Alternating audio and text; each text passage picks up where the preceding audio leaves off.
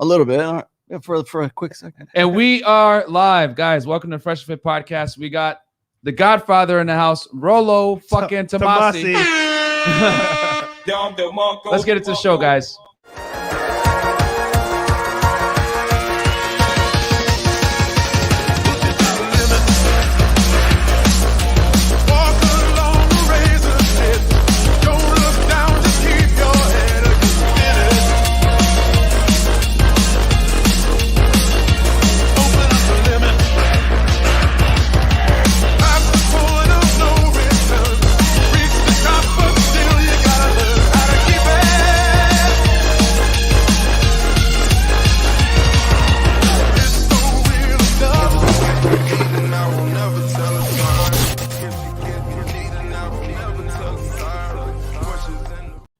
We are back. All right, folks. and we are in the house. What is up, guys? What is up, guys? Let us know if the sound is good and everything like that. We switched a few things around. Just want to make sure. Man, that's a fire intro. Give us ones in the chat. If everything. Put a one in the chat. Rollo, what are your thoughts on it? I like it, man. I like the Miami Vice thing. You know, it's funny because John was doing like his old school '80s kind of like look to it as well, and like I have an intro. I try to keep. That's actually pretty long for like what I was doing for my own stuff right now, but it's really cool. I like the music and it's energizing, put it that way. I'm not gonna lie, he came up with a song.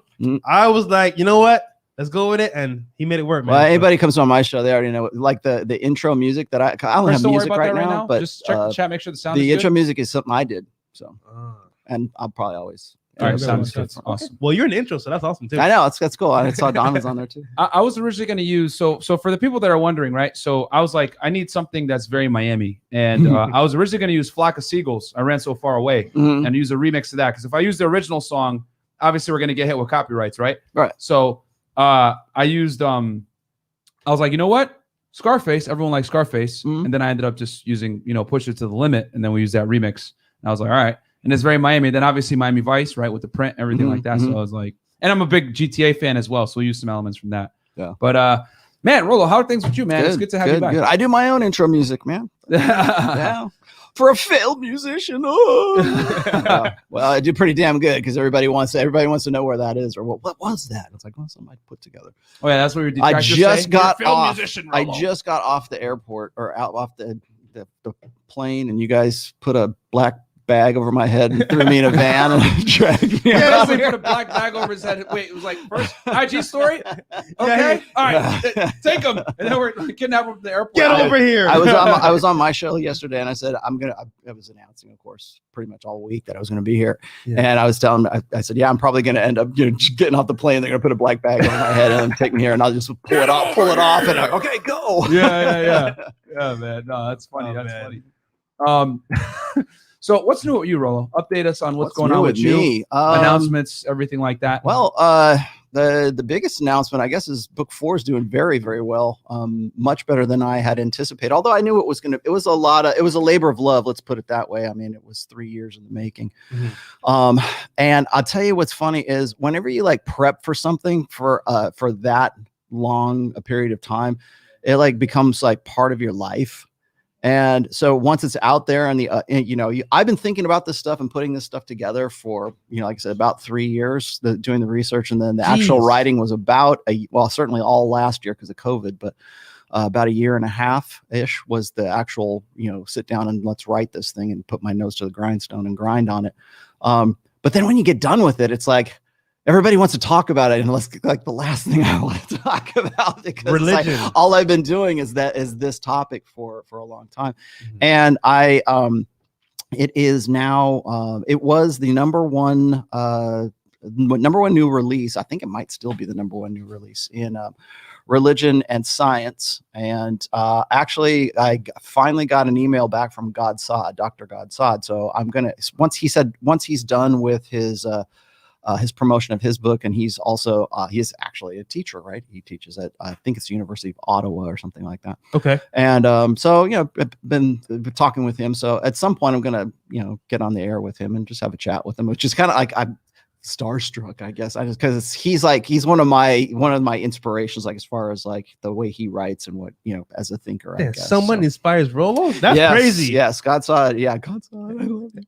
No, he's a good dude, and he's definitely an internet personality. I think probably maybe even a little bit more approachable than like a guy like Jordan Peterson, who also has a new book out this month as well. So, and then people keep asking me, so I guess I should say so. We are working on the Audible book right now. It should be out this month in March. We were planning to have it out in March. Sam Bada is like the same guy who does all of my reads. Sam Bada, my biggest fan. Sam, hi. He's doing the read right now. And so we will probably have it out, I would say, by mid-March, maybe the end of this month. So that's what we're shooting for. So the Audible, is it you talking or no? It's Sam. It's Sam. I'll tell you a funny story too, is because like when I first did the very first book, Sam really wanted to do the book. Yeah. And so I listened to the guy, and if you've listened to my Audible, any of the 3 books that I have prior to book 4, the read, he has a very distinctive voice. It's almost like an announcer's voice. It's it kind of and I did it on purpose because I like that kind of I liked his delivery, right? And Sam had gotten into a hit and run accident right around then. I don't really call it an accident because it's never really an accident, right? Yeah. And he had some serious brain injury as a result of that. And he said, hey, he really had to teach himself how to talk again almost. He still has the voice, but it's like, he had some, affected his brain and the way he was thinking. And I said, okay, take your time. It took us almost a year to do the very first book. And as a result of that, I split royalties with him. I said, you know what, you need this money to get your life restarted again, because he had literally was dead for a while. Wow. And people loved that. They liked the book, and they liked the read as well. And so it worked out really well for both of us. And he's got a dog called Oliver, which is his service dog, real service dog, because and I hope I'm saying this right, Sam, because Sam had, I don't know if it's sleep apnea or something, but as a result of the accident, it's like he will stop breathing when he's sleeping, and he needs the dog there to like wake him up, or to like, wake him up if he stops like breathing when he's in the middle, like he's sleeping or something like that. Holy crap. So he's got a service animal as a result of reading the books, really. And so everybody liked it, so we kept going with that. And the funny thing is, here's a funny story, is like when I did my very first live in-person kind of stuff, everybody expected me to talk like this, like like somebody, in an age when men were men. Like, it was like this like big announcer movie voice kind of thing. And it's like, no, I'm just a punk ass kid from Huntington Beach. Like to surf. No, but and so all the haters, they'll say, "Oh, Rollo, you're a grifter. You just care about your book sales. Like you're just well, I mean, but they don't even know you donated half to Sam and all of them, really. I mean, all 3 of them, and I'll probably work the same thing out with him for this as well, because he needs it. He's a good dude, and he's, again, my biggest fan, of course. But he and I sort of formed a really, really strong friendship as a result of that, and just doing the right. I'm he narrates your life's work. Exactly. And then and I think that's really important. And then the other thing is, like, I'm of the opinion that, like, if I can help somebody, I will help. If I can, I will. And I know it might sound a little weird for me, because I'm the one that was always talking about mental point of origin and everything else, and I talk about enlightened self-interest, right? I can't help anybody until I can help myself, or I can't help others as well as when I help myself first. Right. But that doesn't mean be a selfish asshole. That means, like, help yourself out, put yourself into a good position, and then also be a good judge of character, know who is, worth helping, like find a noble soul who's that needs your help, kind of thing. I'm all about that. But like, I have to take care of me first before I can take care of you. So. Absolutely. So real quick, we got some super chats. Sure. Let's read these through.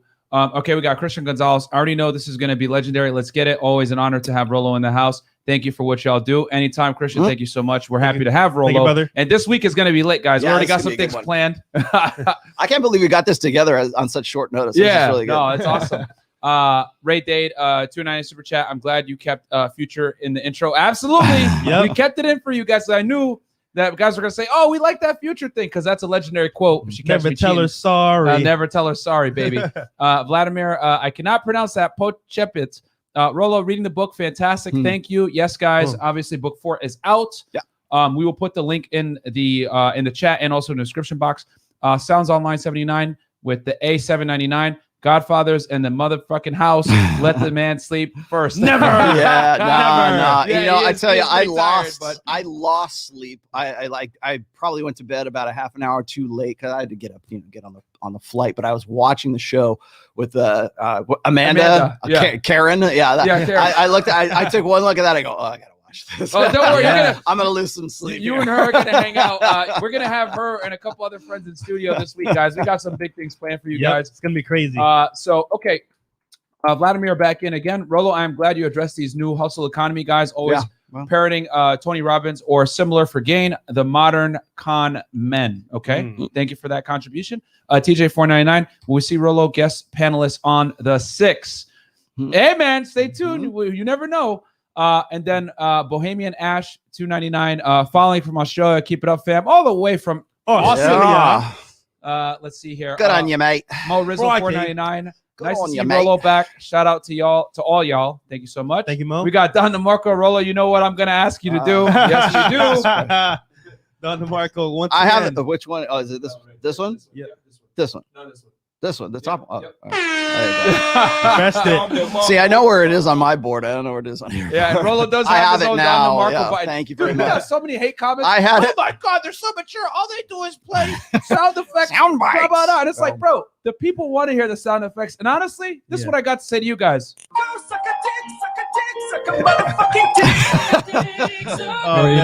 So anyway, we got Cal L with $20 Canadian. Godfather in the building. I finished The Rational Mail last week and it was fantastic. I listened to Myron's advice by getting it on Audible. You're welcome. Ordering book number 2 and we'll get the audio as well. Thank you for being here anytime, bro. And obviously with the $20 super chat, you get a Don DeMarco. Reagan Moreno. What happened between you and 21 Studios? They published smack talk about Of course, video about you. I want to hear your side. I have. Let me. There's an easy. There's an easy answer to this, and all you have to do is go to my my channel, my YouTube channel. Right around, I think it was the November of 2019. I did myself and the guys from Rule Zero. We did a full dedicated show where we were just sort of laying everything out. I don't really see any reason to lay anything else out. There you go. We did. Yeah. We have already done it. So go to my channel. Just look it up. I believe it was right around November of 2019. Yeah. And you guys can go check that out. But at the end of the day, man, like, well, I mean, the man's work speaks for itself. Exactly. It's like, I mean, are we going to talk about ideas? Are we going to talk about people? Or are we going to talk about things? What are we going to talk about? Are we going to still keep talking about this? Or is this still going to be something that we're going to hear 5 years from now? Because it's been 2.5 years now. Yeah. Are we going to keep guns out of men's mouths? Or are we going to point guns at each other? Right. Seriously. Like, seriously. Like, this is starting to become ridiculous now. Well, so I mean, it's just it is what it is, and you're never going to not have haters. In fact, actually, I kind of need some better haters.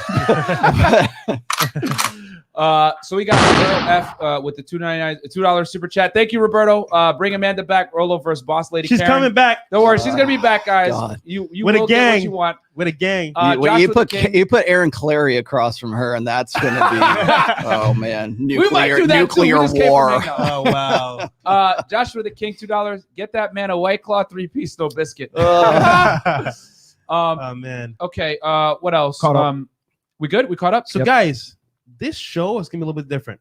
You know what? Especially for everyone in the chat. You know what?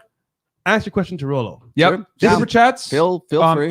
Every super chat that comes in, we'll answer it. So this is basically it's to ask Rollo anything. Ask me, guys. This is your show for the people. Yeah, this is your show, guys. A multi-camera AMA. Yeah, multi-camera. I do AMAs maybe once every like 3 months or something like that. And we have phone lines open too, right? Yeah, the phone lines are open. Guys, we got 770 live right now on the video. The video. Like the video for guys. A Monday at 10 p.m. Come to the channel, guys.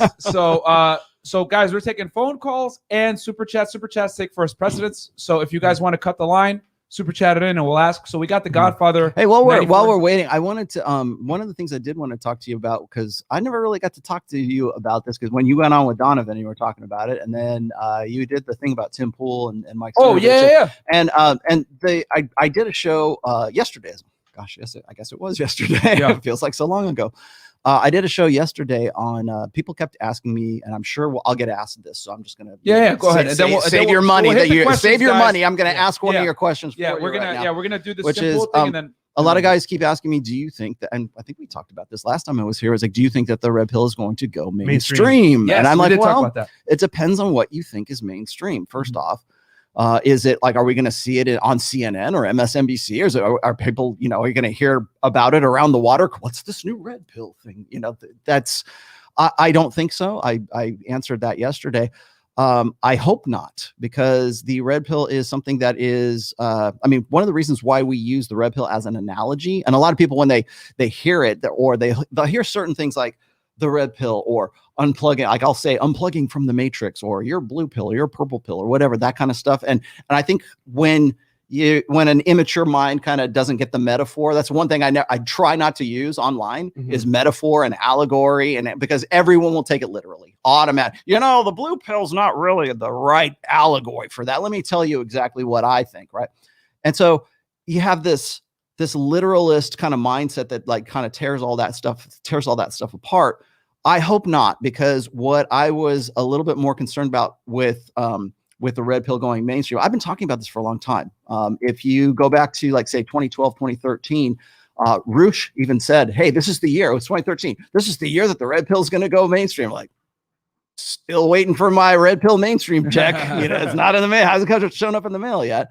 And then in 2018, I did a State of the Manosphere address, which it's on the 21 convention site, but it's something I'm proud of. I don't, you go look at it.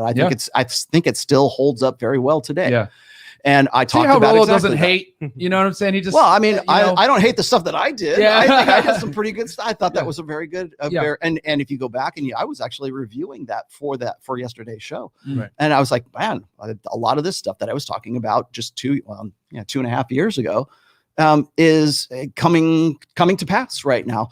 And I did in that show, or in that talk, I did a SWOT analysis. Do you know what a SWOT analysis is? Strengths, weaknesses, opportunities, and threats. I think it's like what a company will do, like when they're trying to brainstorm, like where are we going to take this company in the next like 3 years or 5 years or something. Absolutely. So strengths, weaknesses, opportunities, and threats. And so I was kind of breaking down, like, what's the manosphere, what are the strengths, what are the weaknesses, and as if it was, we're all in this together, so let's talk about this. And one of the things one of the threats, I think, was either weaknesses or the threat. I think it was the threats. I said, there's the red pills at some point is going to have sort of a PR crisis. I don't know what it's called. Maybe it's not a crisis, isn't really the word, but like we're going to get to a point where it goes mainstream, and then the people who are taking it mainstream, my main concern was that the people who are supposed to be an authority on the red pill aren't necessarily the authority that ought to be out there telling the story of the manosphere, right? Or the red pill, or what is this about? Because people use the red pill in so many different ways and in so many different contexts right now that it gets really very confusing. So when you throw something out that sounds like, it sounds like a buzzword, it sounds like a catchphrase, it sounds like something that is easy to hate on, right? It's a convenient villain, is what I called it. Yep. And so when you give somebody it's like the alt-right, or it was the red pill, or it was, just something that sounds sinister. And it's easy to for kind of simple minds to sort of understand. Yeah. Well, you can turn it into anything you want to at that point. So the red pill can be about politics. It can be about religion. It can be about anything. And to me, it's always been about intersexual dynamics. And like I keep saying, I wish there was some better term, some better abstraction we could use. But it's still the analogy from the Matrix movie still fits to this day. And I don't think it's going mainstream in the way that I think a lot of people would like to see it go mainstream. But my concern is that even if it did go mainstream, I would be a little bit concerned about the message that is being made. This is official. This is really what the red pill's all about, because I think we're still kind of sorting that out. So, because we did that, because for the people that are wondering, when we did our Tim Pool analysis, we were actually going to bring Rollo on as a surprise guest to talk about it. But, you know, he had some things that came up, so he had to run. But at the end of the show, I basically said, hey, in the next 5 to 10 years, what I think is going to happen is as technology gets better and more men get ostracized because of the, you know, the global sexual marketplace we talk about all the time with, you know, online dating. And because the big thing that Tim didn't address was Instagram. Yeah. I said more and more guys are going to find the RP, but it's still going to be a small percentage of men that are actually going to accept it and actually live that lifestyle. Because a lot of guys are aware of female nature, but they just don't want to accept it. They want to like hold on to that blue pill narrative that like girls are still sugar and spice and everything nice. Not all girls are like this or whatever it is.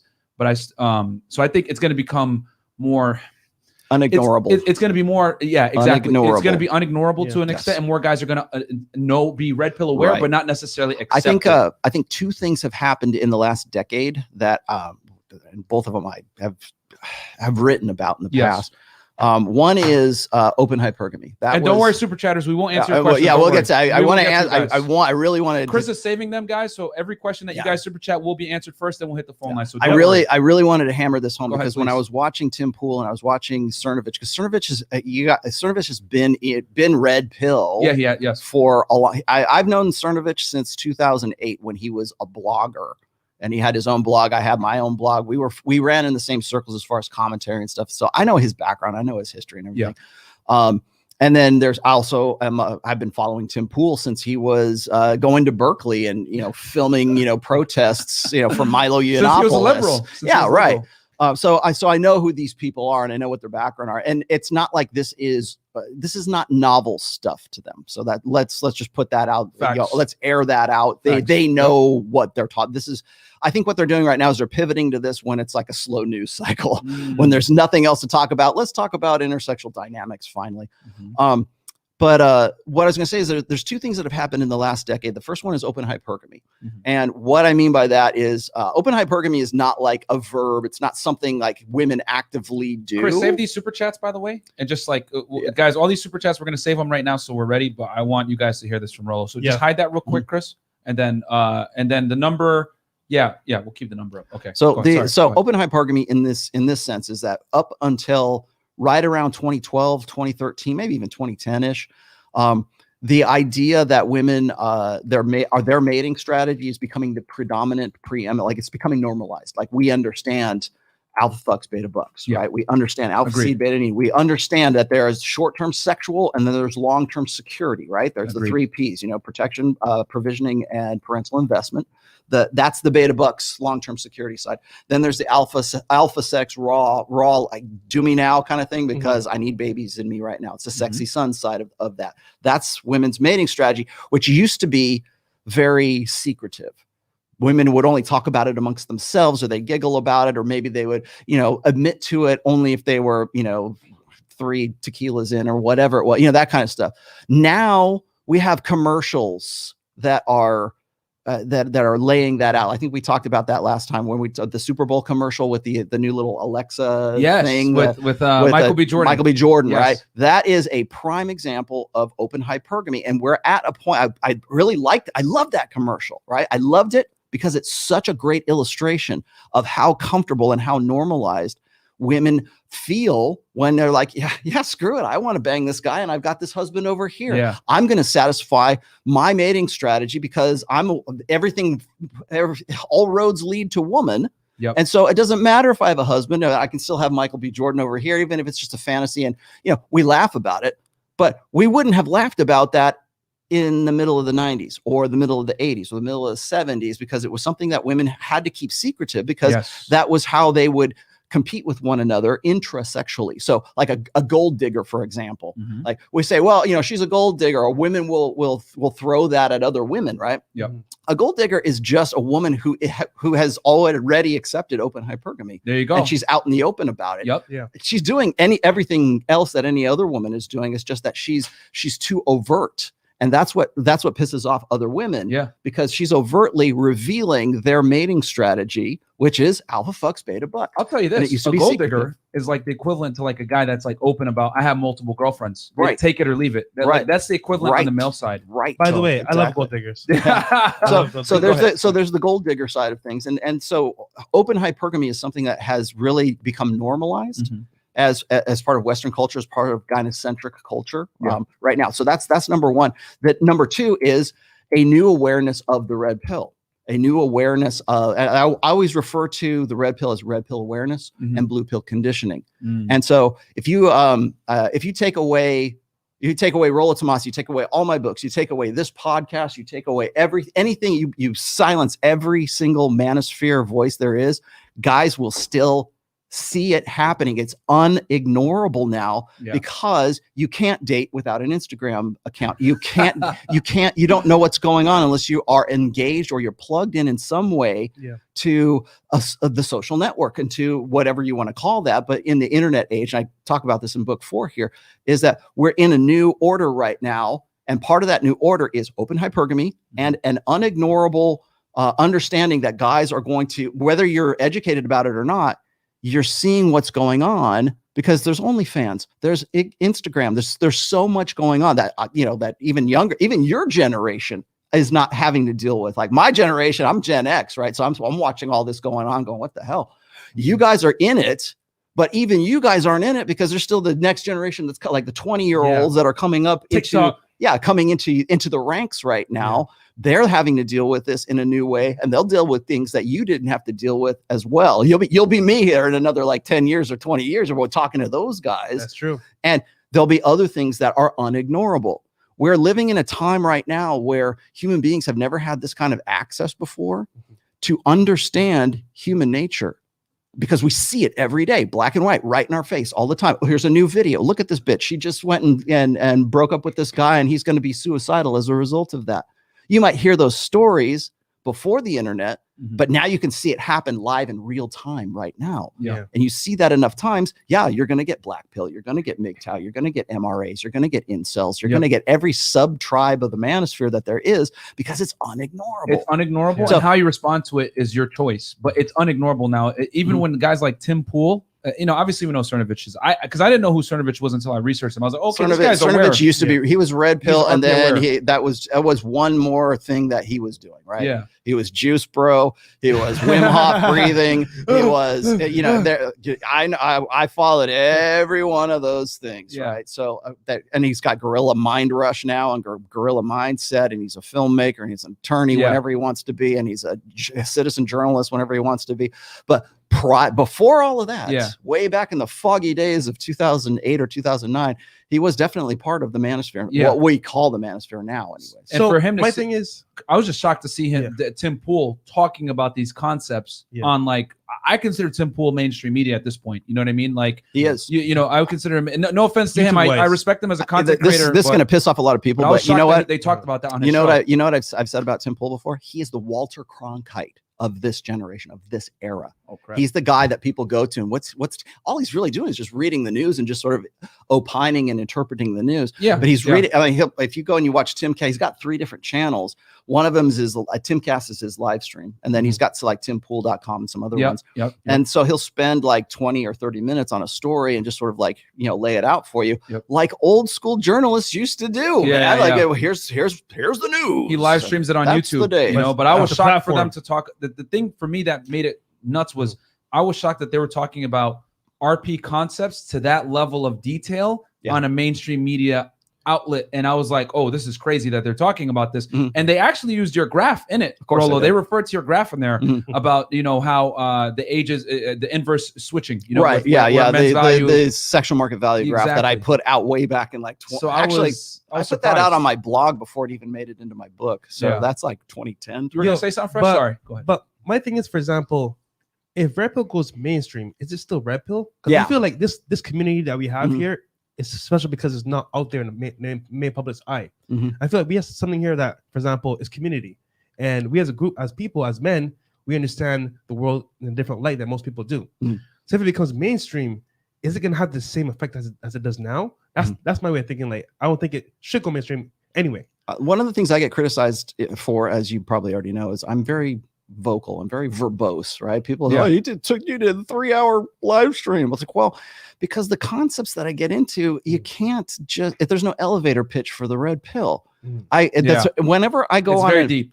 Whenever I do any, I'm glad. Thank you for having me on this nice, friendly, show right here, because like I can comfortably explain things to you when I'm being interviewed by somebody like is it Alex? Those two dorks, Alex Hale or Charlie and Ben. What are their names again? Charlie and Ben podcast. I'm gonna say it real quick. Those dudes are bitch ass niggas, man. Yeah. I watched that interview and they're so they don't understand the male experience because they have clout. They're no pause. They're good looking guys. They haven't dealt with hypergamy like normal guys have. They can't speak from any type of experience. So like when they're asking me these questions, like I disagree with that, but and it's like I was like, bruh, you guys don't understand the male experience because you guys aren't in the trenches like us. When you have clout and you have money and you have status, you don't deal with a lot of the BS that normal guys do. So they obviously don't know what they're talking about. And I hate guys that have like certain privileges coming in and trying to tell guys that are in the trenches dealing with women as a normal guy, trying to tell them, oh, well, that's not my experience. Who cares if it's not your experience? Yeah. You haven't dealt with it because you have a certain level of success that makes life a little bit easier for you compared to other guys. Anecdotal experiences will not be the benchmark for new concepts in the red pill, and that's what a lot of these guys have a real problem with. Watching that interview pissed me off. They want like, something that's easily digestible. As I was saying before, red pill sounds like, oh, red pill, like it sounds like it's something that is easy to hate on. Yeah, and it gives a name to your enemy, is what it does, right? It sounds very like vaudevillian and and like melodramatic. Like I'm Dr. Red Pill. That's what they want. They want something that's easily hateable. They like. I used to, they want to vilify. This is so bad, but like I can remember when Paul Elam was like sort of the face of the red pill or face of like the MRAs or whatever. And I mean, the guy, when his eyes are open, like all the way wide and everything, he kind of looks like Charles Manson. But that's what they're looking for. They're looking for that frothing at the mouth kind of guy. Now we've discredited him. Now let's move even on their thumbnail, they tried to make you look like kind of crazy. You know what I'm saying? Like everybody does. Those two guys, when they put you on the thumbnail and everything, they like try to like use that to like kind of like, oh, let's attack the idea like he's crazy. Old man shouts at the clouds. Yeah, delusional old man, like evil, like like and it's like no, like you guys don't get it because you guys don't know the real male experience because you guys aren't in the trenches, man. So here's the thing. Even if they do that, even if they say, okay, that Rollo, he's crazy. Look at his wild hair, right? Even if they just dismiss me and I go away, they can't dismiss what's going on in the sexual marketplace. Absolutely. They can't dismiss what everybody on Twitter, on social media, on Reddit, on you name the platform. The message is constant. It's the message, but the observations of these guys is a constant thing. Yep. So you can go say, oh, you're an incel, haha. Oh, you're a black pill, you're a MGTOW, whatever it is, and just sort of dismiss them. But it's building. And it keeps building more and more and more. Yep. And somebody has to explain it. Somebody has to be there to go and say, look, this is why what's going on is what's going on. So if it's not going to be me, it's going to be somebody who comes after me. If it's not going to be my book, it's going to be somebody else's book. Like I said, you can take all of this away, but you can't take away the observation because it's in your face all the time right now. So when these guys are like, it's entertaining to make fun of the old guy or whatever it is, but you're not going to be able to remove that truth of really what the red pill has been observing for a long time. And that's why I keep trying to say there's no like elevator pitch. There's no simple way to say this is what the red pill really is, right? To me, it's about intersexual dynamics and it's understanding that, but it's also sociology, psychology, evopsych, evobio, anthropology, a little bit of religion, maybe a little bit of politics too, but there's crossovers into so many different subfields, right? Because intersexual dynamics is really the basis of all those things, right? We get more women in politics, more women in the workplace, more women in religion, more women in, and so would it not behoove you to understand women and men's nature? Absolutely. So that you have a better, grasp it, so you can live in this new order that's coming up? And here's another thing too, man. I just want to say this real quick. We got 1,000 live viewers, by the way, guys. I'm not going to stop it. I'm just going to, guys, like the video. Okay. But I'll just say this real fast because here's the thing. the RP is nothing more than guys sharing notes all across the world about their experiences with women. It's an aggregate of male information. And me and Fresh, right? Perfect examples of this. Both we grew up nerds. We weren't necessarily the best with the ladies, but we figured out how to do this thing, and now we're pretty successful ladies. You know, we're both triple digit notch count. He's in the quadruples, and I'm here to tell you guys right now, as a guy that came up, these truths are they're evident, man. And it's like, you know, I always say, don't take coaching from a guy that's a natural. He ain't going to be able to tell you how he did it. You can't. Take it from guys that were in your shoes at one point and figured it out, because they can walk you through the steps. They were in your awkward stage. This is why, like, when you interview those two guys, these concepts seem foreign to them because they never had the come up. You know, they've kind of always been, had the Chad look, had some clout. Don't listen to guys like that, because their experience with women is completely different from the regular guy. Relatable. Remember what I told you about when I was here with Hotep, and there was Tia and Madi and Kiki was with us too. All the ladies, And so like and people got all over me about like, oh, you're not going to change their minds. What are you even bothering with? I would never bother with it. It's not for them that I know I'm not going to convince a 19-year-old girl that, you know, here's the red pill and you should change your life. That's not going to happen. I know that. It's for your education, not for her education. But here's the thing is that I told you guys this too. You will reach a point of diminishing return with, you did that last night with the girls that were here. Of course. Right? You will reach a point of diminishing return where you can state your case as rational and reasonable as possible. You can show them statistics, the numbers, everything else, and you're not speaking the same language. And Charlie and Ben, other guys who I've gone in who are not red pill podcasts, but I've gone on. The first thing they say is, "Who hurt you?" Right? Well, the reason why they do that is because stupid. Okay, but why do they do that? Why is that the first thing out of their mouths? Because they're starting from an emotional basis, an emotional origin. So who hurt you? Well, because I don't agree with what you're saying, that means there must be something in your past that made you this way, because you're not normal like the rest of us here, right? And it's like, no, I'm giving you the data. I'm giving you statistics. I'm showing you the numbers. I'm showing you my analysis, the praxeology of the red pill. What they're doing is they're starting from an emotional perspective. Women do this all. It's easy to see that when I've got Tia here or I've got Madi here, right? But the same thing happens, that point of diminishing return. Maybe it takes a little longer, but for Charlie and Ben, for people who are completely Philion, good example, right? You know, not putting anybody on blast, stupid. But that's the mechanics of it. The mechanics is they're starting from an emotional basis. You're starting from a rational, reasonable basis, and they have no real counter argument for, and it clashes with their beliefs in that emotionality. I got to feel good about things. For women, it's easy to see that, but you have to sort of work your way up to that point of diminishing returns with guys like Charlie and Ben or whoever else. They're basically the male equivalent of Tia and Madi. Just takes a little longer to get to it. And it's amazing how male content creators that never really had to come up getting good with women, that kind of had the clout from the beginning. Guys like Philion, Curtis Connor, these two clowns, they're challenging our belief system because they've never dealt with what we're talking about, because they didn't have to deal with the adversity of oh, I'm going to try to attract this girl from zero. These guys always had some kind of perceived status that the girl was already attracted to from the beginning, a lot of the time. But you know what it is? They have the clout and they have the following. So whatever they say is going to be held as gospel. And you know why they have that following? Because they're based in emotion. And that gets you subs, that gets you comments, that gets you views. They want that. And I love the guy to death. So I'm not putting him on blast. Kevin Samuels does exactly this, because when he brings a chick on there and he's getting that rise, that indignation factor. The reason why he has the audience and the reach that he does is because he's putting he's telling that girl point blank, this is what's happening with you.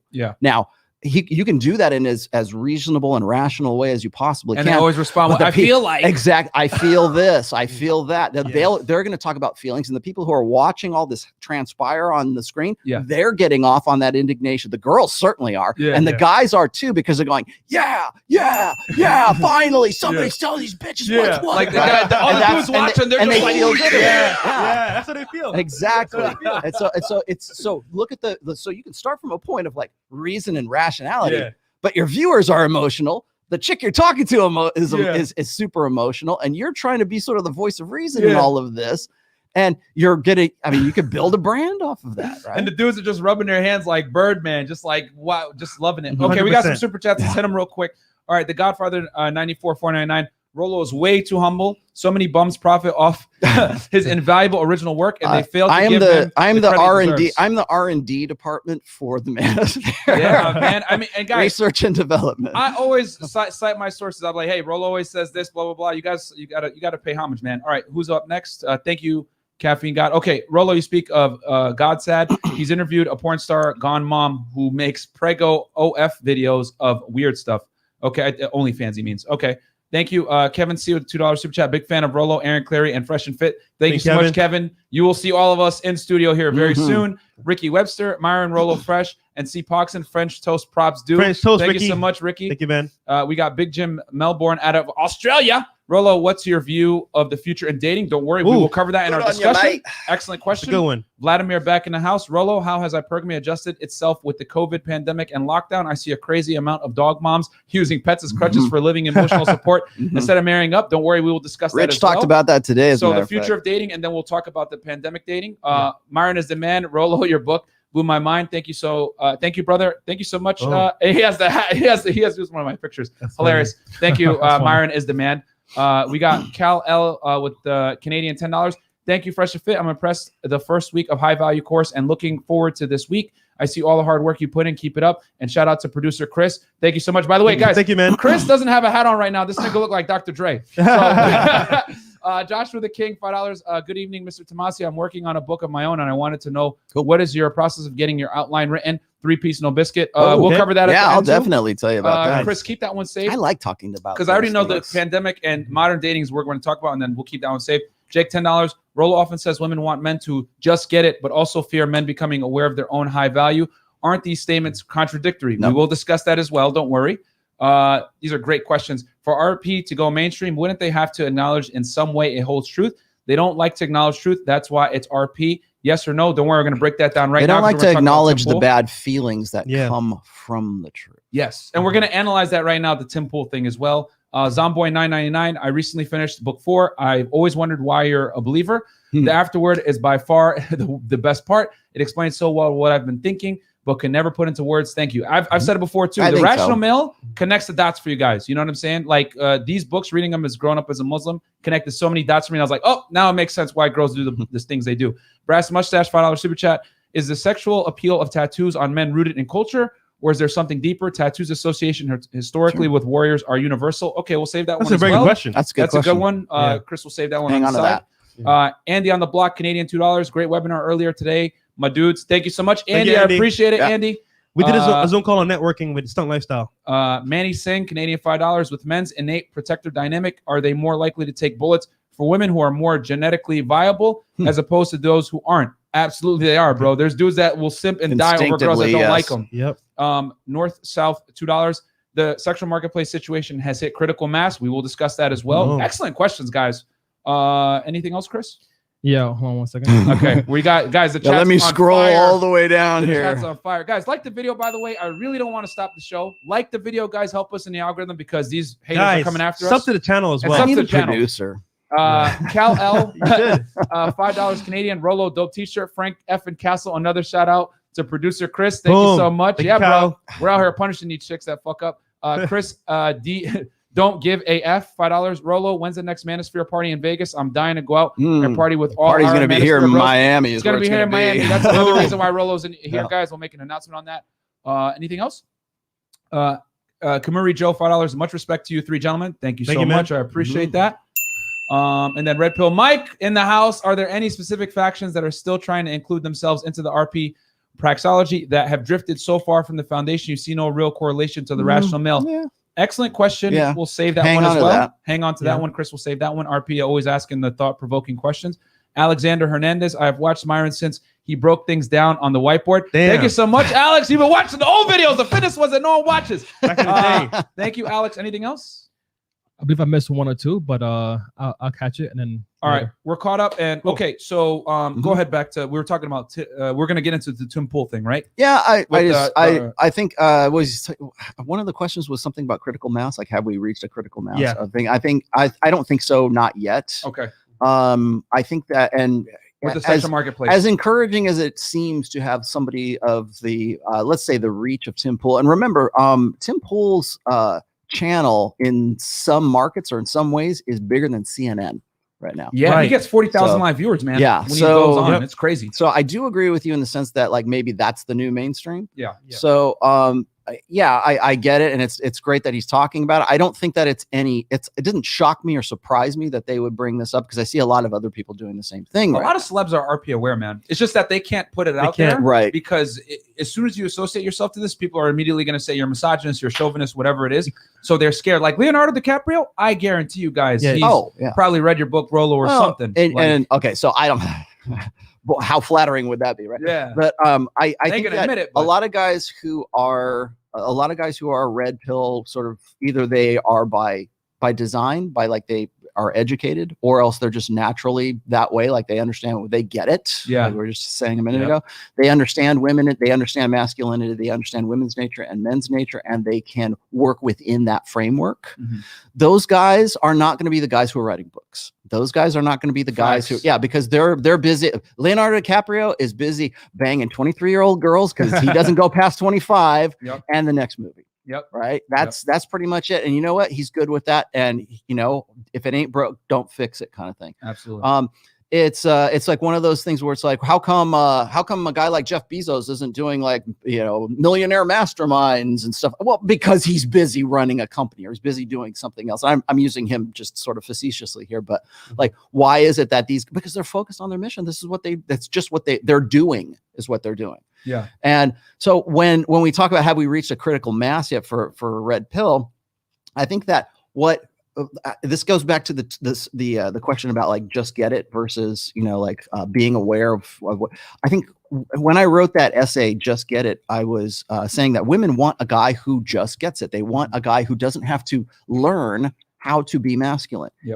They want to be with a guy who didn't have to go to your seminars or to John's body language mastery or learn game from Mystery Method or anything like that. They want to get with a guy who already knows that naturally, magically, whatever, because that's just who he is. That's his nature. Because women think that men have the same social calibration, that they think that men should have the same social calibration that they do. And it's funny, so many times on the show, the late night show, goes to be like, oh, what percentage of guys are sleeping with girls? Say 100%. Because they 90%, crazy number. They think that most guys have the same options as them, but it's not true. No, it's crazy. Like one thing that these late night interviews have revealed is that a couple things. One, women are delusional, right? Like 1,000% delusional. And then the other thing too is that they are 1,000% unaware of the male experience. Like the solipsism is so strong, because like when you ask them something like, well, what do you think a guy wants in a woman? They always telegraph what they want in a man. Oh, well, he wants a woman that's strong, independent, makes her own money, blah, blah, blah. And I'm like, no. Stupid. Actually, he wants like the complete opposite, but they can't understand that attraction is asymmetrical. I think that's one of women's, like, especially modern day women from Western countries. That's one of their biggest downfalls, is thinking that attraction is symmetrical for men versus women. And then they find themselves, why can't I land these high value guys? It's because the things that high value guys want aren't necessarily what they provide. And it's like, but they're like, but I do everything that he does. He should want me. And it's like, no, baby girl, guys make money to not deal with that bullshit. So I think the problem is that women still to this day, in a gynosexual social order, and again, something that's in book 4, I talk about the blank slate equalism, the blank slate, and I talk about social constructivism in there, constructionism, whatever.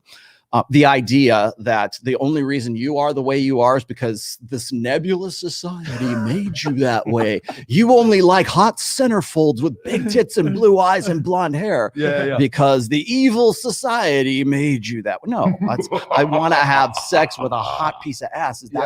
That's my biological evolutionary imperative. But the moment you say that, there are differences, are fundamental biological, psychological, neurological, hormonological differences between men and women, then you've put the experiences into different categories. And women don't want to believe that's the way it works. So especially now, because all the benefits that women have accrued since the sexual revolution have been based on blank slate equalism being the fundamental belief set of everything that they're doing, right? So when you have Karen in here and she's talking about, well, I make 6 figures, and I like every one of the girls that was here Yep. when I came in and we said, what other value do you bring to the table besides your ass, right? There's like the Patrice O'Neill joke, right? If you lost your vagina, how would you keep a man? Kind of thing, right? And everyone, well, I have a job and I've got my own business. It's like, no, those are the qualities and the aspects that make a man attractive. Yes. Not what makes to a woman, right? Yeah. Those are not translatable back to you. Yeah. But in a blank slate equalist society, it should. Yeah. It should be that way. Yeah. That's the basis and the belief set right there. So it's like, I'm a and strong, she kept saying it's not independent fair. woman. I don't know if you noticed that. She kept saying it's not fair. Yeah. And I was like, it's not fair. And Yeah. I told her there's privileges that women have that men don't. But men don't cry about the fact that we don't get people just giving us money because the way we look. We don't get certain privileges and like access to social situations that men would never get. For a man, you really have to provide some kind of value to get into a club for free, to get invited to exclusive situations, to meet celebrities, whatever. Women just get that invite for being women, and they don't understand the privileges they have that men would never get. I would argue that women have more privileges than men do in today's society. They don't have to sign up for selective service. They have more rights than men do. They absolutely do. Have more rights than men in today's do. day and age. And so I always think that's funny because whenever I see the pink pussy hat brigades, marching on the women's, and by the way, March is like women's empowerment history March month, whatever.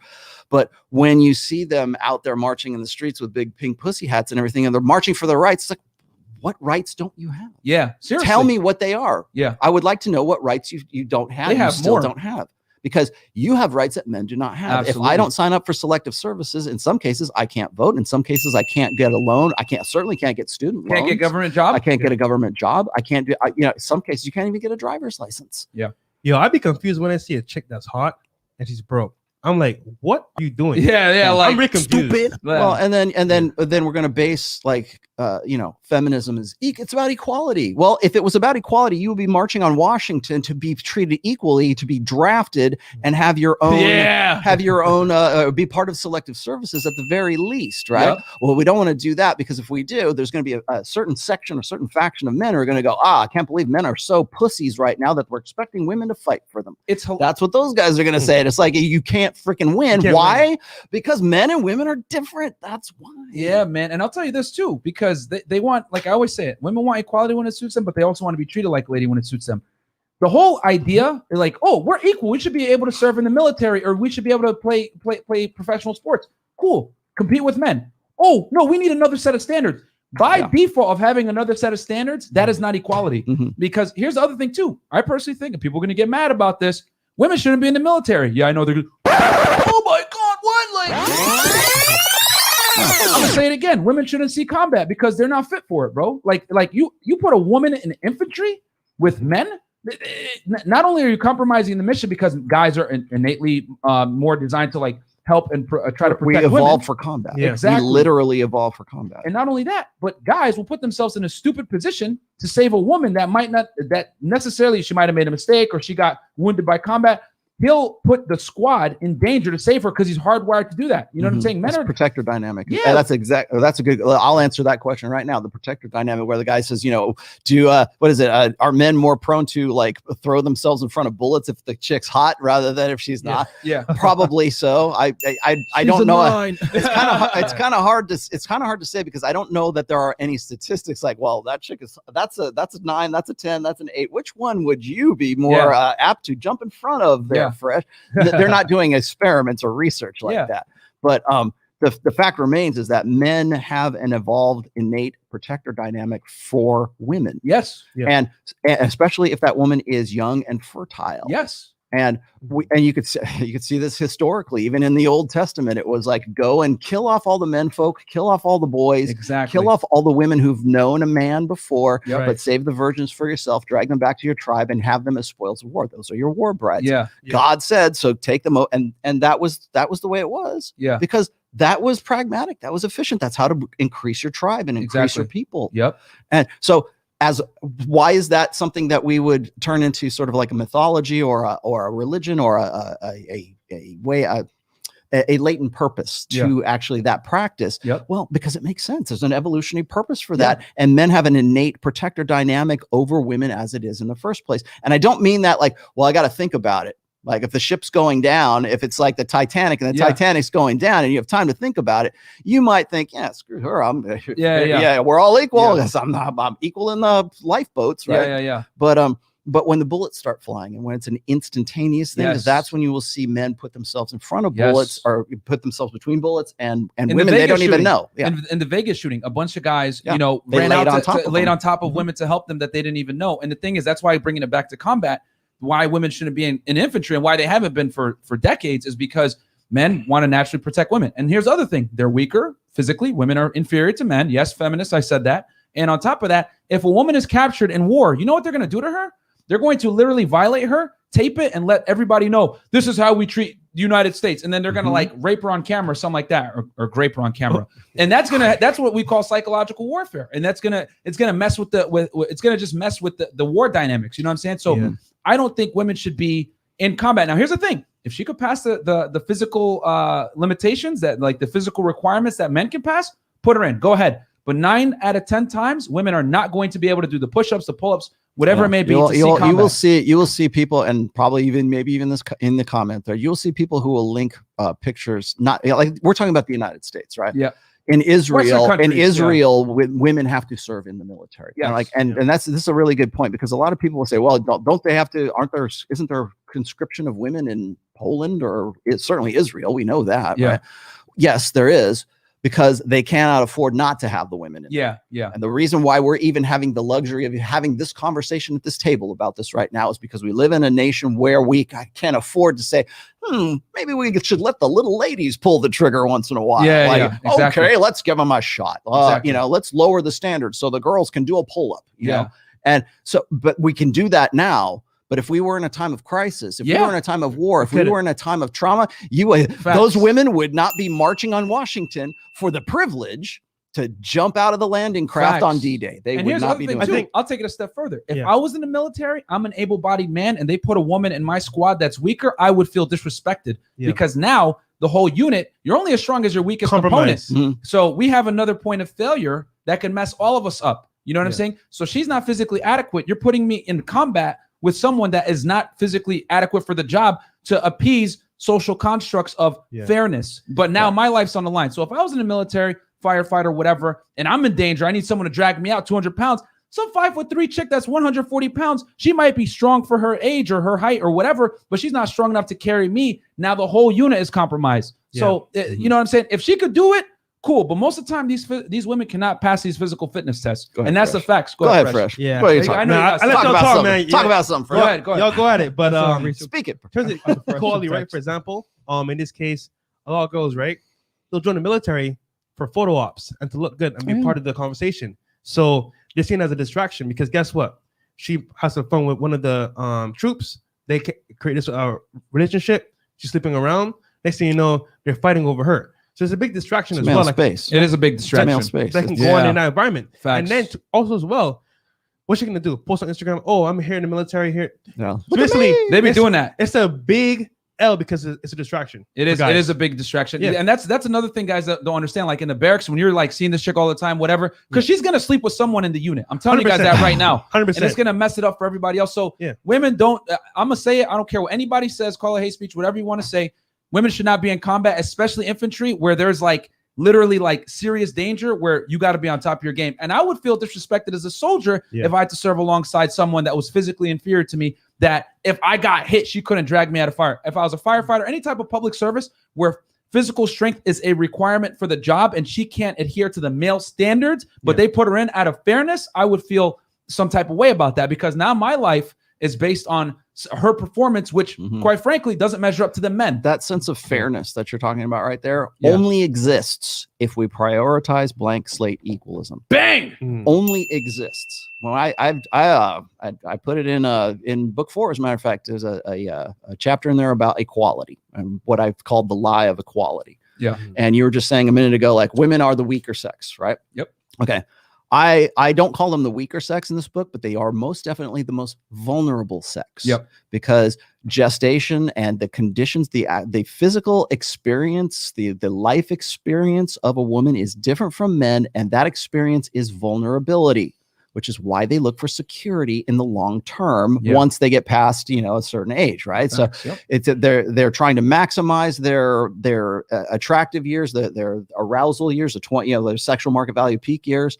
But as I've said before, is that the rest of their life, from like say their non-viable years, let's just say that maybe they get to 30, 31 or whatever, and they're not as sexually competitive as they were when they were 23, they're going to spend more time, women will spend more time in their life needing security, needing long-term security, needing that dutiful beta, needing that guy who's going to, you know, take care of, you know, protect, provide, and be parentally invested until she's, you know, 80 years old. How long? I hope you live a good long life, but like it's, you know, 85 years old. The vast majority of a woman's life is going to be spent in need and necessitous of security. So that's why you get things like blank slate equalism. That's why you get like, let's change up the society. Let's make sure that we can ensure that women's security will always be around. And we can do that in wealthy societies. And because of that, we can entertain ideas like social constructionism, like blank slate equalism. So when we talk about like what's fair and what's equal, like for me, if I'm a man, I'm a biological male human being, and if I want to have a baby, it's very unfair and very unequal that I can't do that. Well, that's because my experience as a male, sorry, it's unfair. Yeah, that's the way it's going to be. But for women are the vulnerable sex because they have to take a kid and they have to gestate the child. They're going to be vulnerable. They have been so from the time we were running around on sub-Saharan African savannas, right? So that translates over into that insecure, like the reason I'm saying this is because that vulnerability translates over into women saying, on some level of consciousness, on some level of evolved, you know, subconscious limbic knowledge, whatever, they know that they're going to need that security in the long term. Even if it's already provided for them, the need for it is still pressing on them all the time. Absolutely. So when we talk about, like women will lose their minds whenever you say, well, women are the weaker sex. How dare they go nuts when I say that. Have you seen Gina Carano? She could kick your ass. Like that, like they would, she's a tank, you know, like, so they'll refer to some 1%. Well, exactly. Well, women tend to operate in what's known as the apex fallacy. They're always looking at the most extreme example of whatever agrees with their particular ideology or what they think should be the right thing. Right. So like men are in charge of everything and it's a patriarchal society. And like, for the top 1% of guys, I'm sure it is. Yeah. But for the vast majority of the population below that 1%, it's all women who are in positions of power and in positions of authority. And below them are the guys who are supporting them. Yep. That's how it works out in the larger, like if you look at the pyramid at the top, there might be mostly men at the top. Yeah. But then there's a lot of women and then there's a lot of men. And they're heavily influenced by, people say, oh, well, the president's male. Guys, Joe Biden, he has a bunch of like Kamala Harris will be president before August 1st. There you go. John MLD. Prediction right there. And here's the thing, guys. Even though he's in office, count on it. He has a lot of feminist ideals in his legislature, man. So let's hit these super chats real quick because I know they're piling up. Go ahead, Chris. Whiteboard. We read that one. Thank you, Alex Hernandez. I appreciate the long time support, my friend. We got Blackout with the Canadian 10. I got the 2 copies of the Rollo Tomassi book. It is a Bible for any men serious about understanding RP. Fresh and Fit, great show, and fire contact. Kudos, gentlemen. Thank you so much, Black God. We got Garth Cano, $30. Oh, thank you, brother. Thank you so much for that. $30 super sticker. We got Zachariah White Elk, just subbed. Great stuff. Thank you so much, guys. Sub to the channel. We got 1,100 live viewers right now. Yep. We got let's see here. I cannot pronounce that, but Rollo, if men red pilling were to have some kind of rite of passage to manhood, how would it be? At what age? Any new episodes on an essay for women? Okay, don't worry about that. We will answer that. Chris will save that. We got Tom May. The issue with the term RP is that it receives the same treatment in the lexicon as the conspiracy. It used to be. It used to generate a single term to outright dismiss any facts or concepts. Absolutely, people try to dismiss it right away. Great point. Adriano Valentino, Australia. Shout out to the Aussies. Yo, we get a lot of love from Australia, bro. We do. And Canada on you, mate. Bro, I've noticed this. All the countries that have very strong feminism support the hell out of them. Thank you so much. Canada and Australia, you guys really fuck with us. That is true. Myron, Rollo, and Fresh just want to give you guys a big hug. I'm very centered, focused, and successful now. Thanks to you guys for helping me along the way. God bless you. Thank you so much, man. Virtual hug for you. And then Vladimir again. Vladimir, back in the house. Girls hit the wall at the epiphany phase at 28 through 31 and become buzzer beaters. Yet I'm 30 and my latest lay was 21 years old. Gents, it gets better with time. Yeah, that's hilarious. Man. Shout out to Coach Greg Adams for the funny terminology. Yep. Always also Shan Mack, $50 super chat. Our boy Shan.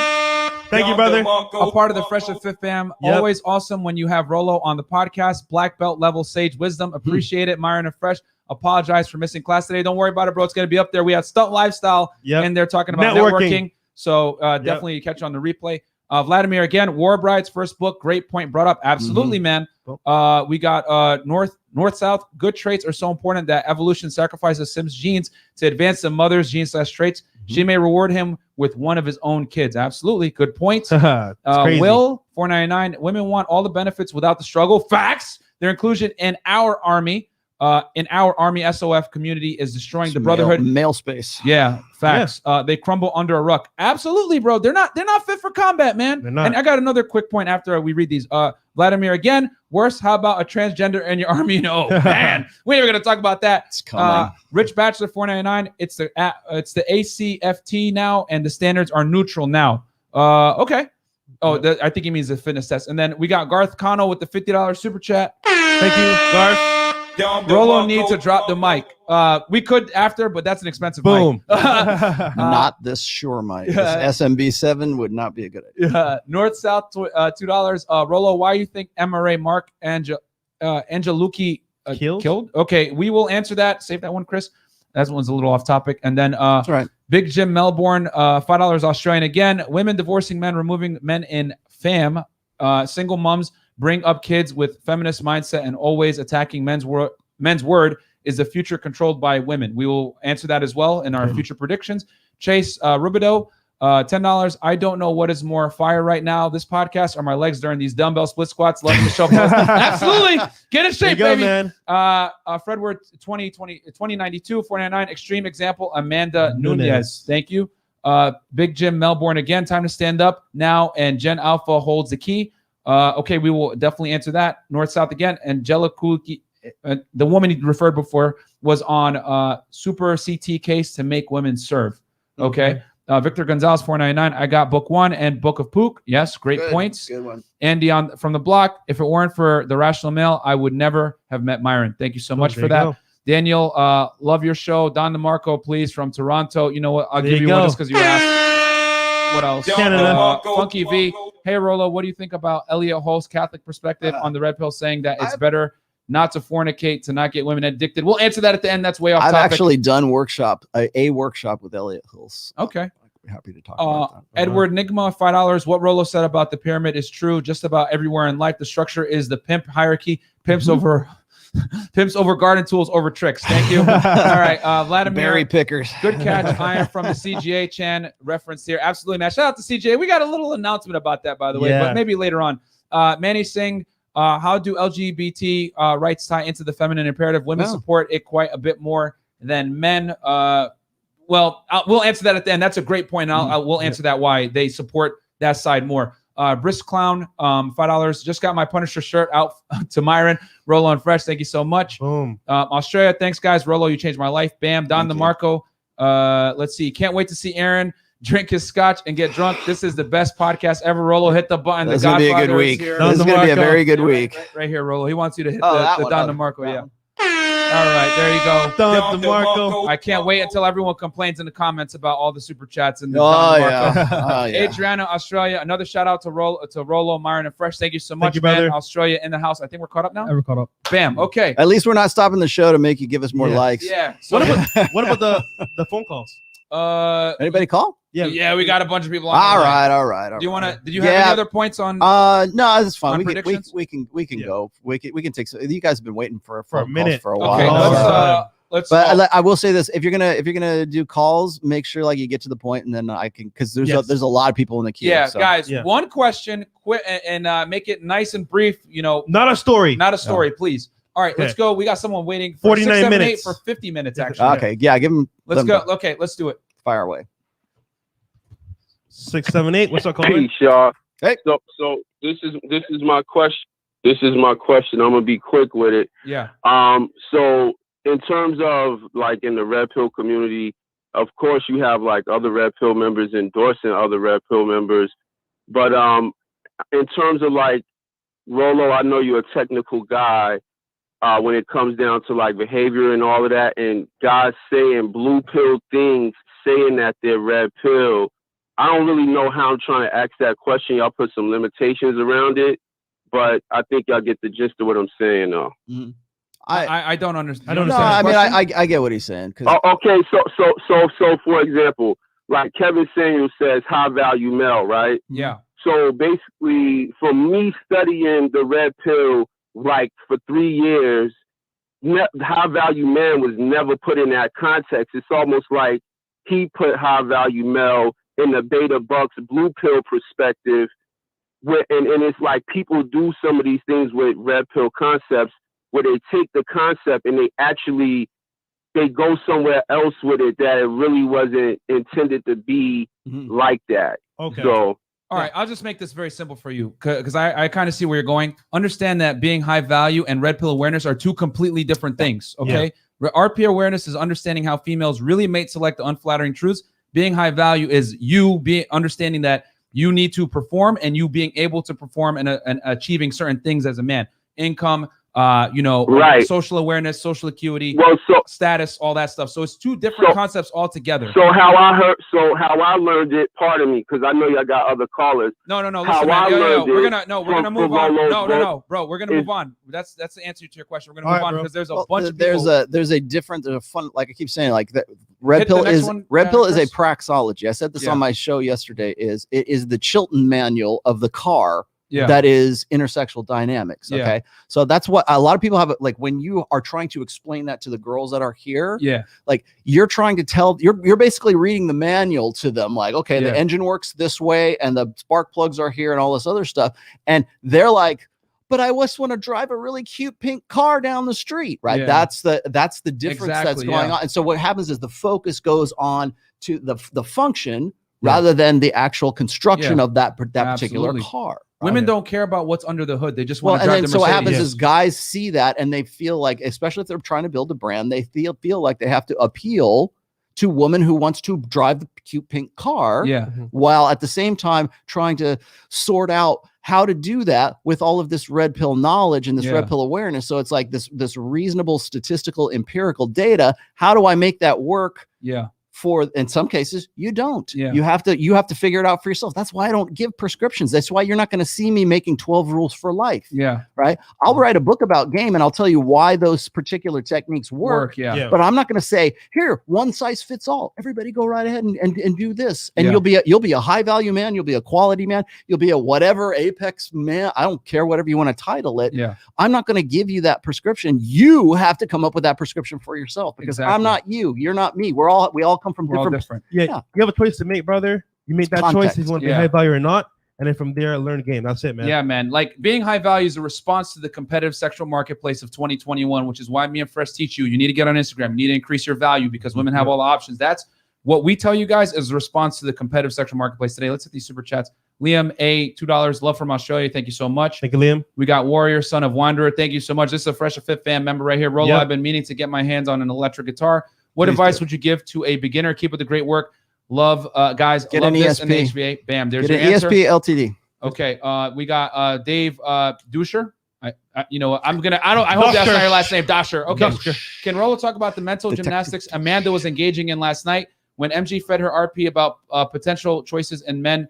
The binary extension was guys. Don't worry. We will have it in air. Yes. So Dave, stay tuned for this week. Okay. Yo, she's waiting for you, bro. We will do a treat. She's waiting for you. We will do a treat for you. Okay. Let's continue on. Anything else? Yeah. Just I sent you Telegram some questions from earlier. So okay. That's fine. Okay. So I got the questions. Let's hit the next caller. Yeah, guys, caller. Let's do another caller. We'll do another caller. Guys, before you get on, ask your question. Please do not be long-winded like the last guy. One question. And we'll go on because we got a million people on the line. I appreciate your love, but get to your question. All right. I think who's the area code, Chris? Bring it in. 510. 510. You're in the house, man. With Rollo Tomassi. What's your question? This man. Yeah, salute from the UK, brothers. My question is, if you guys were 19 years old in 2021, going through a drought and everything was locked down, what would you do in terms of dating? Wait, your question is, what would you? If you were 19 and everything's locked down, what would you do in terms of dating? in the UK, right? In the UK. Yeah. Yeah, Dude, and they are really I would locked take this down. time. Yeah, they're locked Yeah. down for real. Dude, you're Yo. 19 years old. Take this time and improve your value, bro. Yeah. Increase your value. Hit the gym. Focus Build. on learning a new skill. Build. Dude, Build. at this point, bro, dating should be last thing on your mind. Yeah. If you're on dating apps and girls come to you, cool. But your main focus should be improving yourself in whatever way you can. Fitness, learning a new skill, like I said before, maybe even learn how to make money online. That should be your focus right now, bro. Because when you get older, it's gonna be a lot easier. But right now, Yeah. you know what I'm saying? I mean, most guys are gonna whack off at home Build. because they're bored, but don't waste time like those guys. Focus on building yourself up. Bro, in 2021, women Yeah. don't build, they move in. All right. Yep. So you got to build it first. Just imagine like when you walk out the door, how much of a badass you'll be when you walk Exactly. out the door. And let that be your motivation. There you Just go. build. Yep. Let's hit All right, forget the women for now. Yeah. Just Yeah. increase your value, my friend. Work Yeah. on you. Because your value is going to be low. You're 19 years old. Read All right, books. move on to the next guy. There you Do go. we have a guys? Remember, super chats take first precedence. So if you want to cut the line, because we got a lot of people on the phone line, Yeah. get the super chat. 647. Actually, okay, we'll hit 647. Then I have Hold a on. couple of questions here. Cool. Go ahead. Shoot. 647. We got Canada in the house. What's up? Yeah, you're on, man. You're on the Fresh Fit podcast. Okay, cool. Welcome. Do you care? It's all about you. Yeah, I have a question to run by Rollo. So I have a bit of a red pill theory for myself. I actually asked a question before about why women are so much more in support of like LGBT rights and whatnot. Uh-huh. My personal theory is that women actually view gay men. Hold as on. an Do you have extension of a sister. question? Do you have a question? All right, let Yeah, I have him a go. question of what you think. Yeah. So what do I think? Oh. Yeah, I actually want to know if you guys also believe if you agree with this kind of theory that I got. And that theory is Make it quick, please. Yeah. So I think the reason women support LGBT rights so much more than men is because I believe they see gay men as an extension of the sisterhood. All right, great point. We'll break that Um, down right now, real quick. Hit close that call because he's lagging a bit. The sound. Sorry, man, your connection's bad, but we were able to hear what you said. Yeah. Okay, but he said it was an extension of what? So the LGBT, the sisterhood. Yeah. Like they Yeah. see those guys as part of sort of Team Woman. I was Yeah. gonna say this. So yes, I agree 100% because there's a reason why like feminism aligns itself with like affirmative action, African Americans, minorities in general. The reason why, guys, is because if the water raises for feminism, it raises for everybody else. But if it raises for minorities, it also raises for them. So basically, I'll tell you guys the truth. Uncomfortable truth nobody wants to hear. The common enemy is the white man. That's what everyone is trying to say. Oh, they have all the privileges. You're white privilege. You're white man. If you're a white male, heterosexual, WASP, you are a public enemy number one in the United States It's tough nowadays. out I'm here. saying this as It's a colored tough. guy. It's tough It's out here tough. for them. So what they're gonna do is they're gonna attack them. Right? This is exactly what Hitler did. Hey, let's find a common enemy. We unite against them, and then bang, say that we're being, what's the word? Like we're in a position of they have all the power. Mhm. We're not in a position of power. Let's unite and take them Oppression, down. yeah. We're Yeah. oppressed, right? So white men are the common enemy, and then feminism, minorities, transgenders, etc. They just unite together because they know that if they all work together, they'll be able to take down the alleged evil white male. But I'm here to tell you guys that I think affirmative action a lot of time is BS. You should be hired on your merit, not on the color of your skin or what's in between your pants. That's some bullshit. That's Yeah. because Take on that's it, Rollo. the reason you think that is because you're approaching this from a masculine understanding of what respect is. Yeah. Right. It is a meritocracy. That's the difference between, you want to know what the fundamental difference between men and women is men tend to be more capitalist, women tend to be more socialist. It's simple as that. Because again, why is that? Well, because women are the vulnerable sex. Yeah. Again, that's why communitarianism, egalitarian, we keep talking about equal partnerships in marriage, Facts, right? yeah. Yeah, that's a female way of viewing marriage. We all need to be equal here. One for you and one for you and one for you and one for you. For men, it's no, you did a better job than Fresh. I'm going to pay you some more money for that Yeah. because you performed different. Again, burden of performance, Yeah. right? That molds the way that you think about certain concepts. Respect is a real easy example of that. Yeah. For women, you have a vagina. Oh, you don't respect women. Well, what did she do worthy of respect? Well, she's just a woman. Okay. Well, women just are, men must become. Yep. That's a manosphere catchphrase. But if you think, why would that be? Why must men become and women just are? Like women will be like, yeah, haha, it's great for me. Yeah, I'm for as long as you're hot and fun and young, hot and fat, and fit, right? Yeah.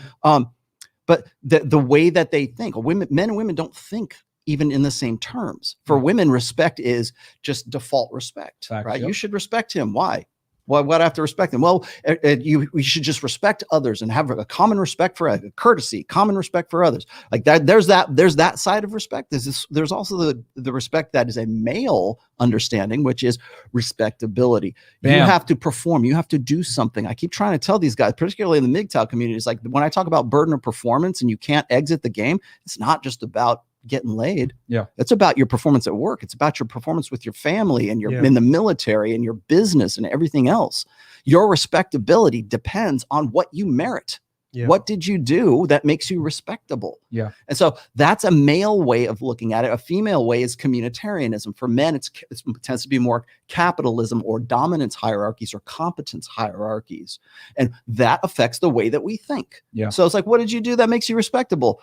When you say that to a woman, you're saying that you're using man language with a woman. Yep. For women, it's like, well, you should just respect. You don't respect women. She does. And she literally doesn't understand why you don't. She doesn't understand why you don't respect women. It seems like you're being an asshole and you're making her feel bad because of the stats and the data and everything that you're throwing at her that she has no counter argument for, except for you don't respect women. Yeah. That's and all my girlfriends and all the sisterhood who's right behind me here, they think the same thing. And if you don't think the same thing, Mr. Man, you're not going to reproduce. Exactly. You're not going to have any babies. You're going to be old and lonely when you get to be 75 in the old folks' home if you don't shape up, mister, and respect women. Yep. And you tell that to enough guys, particularly guys who are low value beta males, low SMV guys, they're going to go, I guess we better get on with Team Woman. And in some cases, you might start sucking dick because you want to get on Team Woman, right? And that's true, man. It just goes like,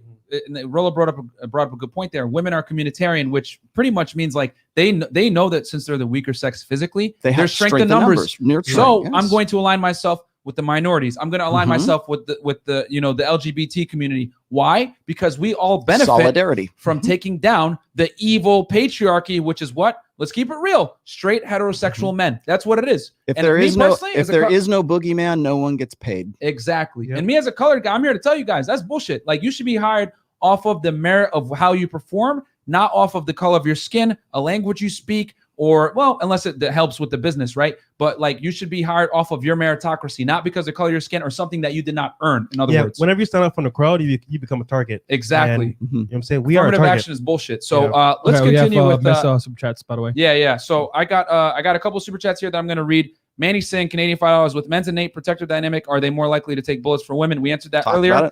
Please scroll back up or scroll back during the show. Okay, Tony Ocasio, this is a good question. Hey, Fresh and Fit, you think in your opinion in the next 2 to 5 years or even now that monogamous relationships between younger guys and older women will be the norm? Rollo, I'll let you take that one. Statistically speaking, okay. Statistically speaking, women tend to in the long term, get with guys who are anywhere between 3 and 7 years older than they are. Yeah. And the reason why they do that is because they understand, again, that men must perform. Well, what that does is it means that men take longer to mature into what makes them their peak potential of attraction, right? That's why, and even Tim Pool and Cernovich talked about exactly that. It takes longer for men to mature physically, mentally, emotionally, whatever you want to call it, and certainly professionally. Think of all the things that, like, was it Royce used to say, it was a 436 point bullet point checklist of things that women have, that you've got to have this and this and this and this and this and this and this and this and this. And if you don't have it, you're not the perfect guy. In fact, there's a poster of the perfect man. And of course, it's this guy with his shirt off and he's got, ripped abs and everything. It says the perfect man is and it's all this list of crazy and brings me ice cream in bed at the bottom of the thing, right? And it's like there's such a laundry list of qualifications that the guy has to have. Woman, hot, available. Yeah. That's it. Yeah. Those are the two things. And you know what? You can't even understand that. You can't, and you still, with all of this bullet point checklist, you still don't want to give that up.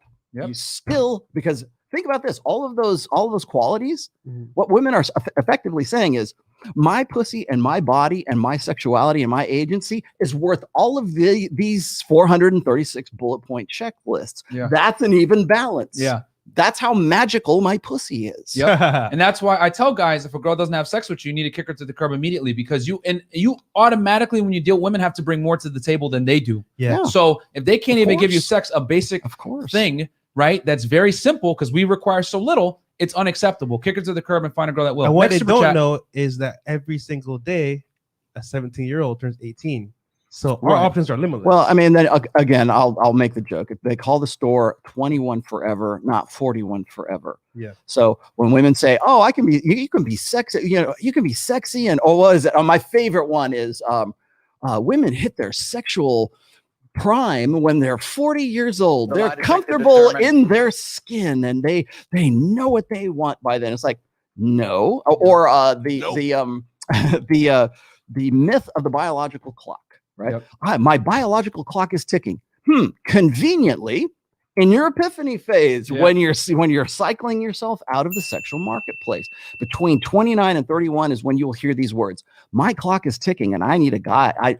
Where are all the good guys? What happened to all the good men, Myron? What happened to all of them? How come they can't mature up? Why are they so infantile? Why do they have such fragile egos? Why are they threatened of a powerful woman? When you hear that, when a woman's 32, 33, we heard 34. it yesterday. We heard it yesterday. You don't hear that. You don't hear that from Nadia and T. You don't hear that from a 21-year-old girl. So, all right, we got a bunch of super chats here. We're going to answer these quick. Let's read these before it goes away, and then you have those on Telegram.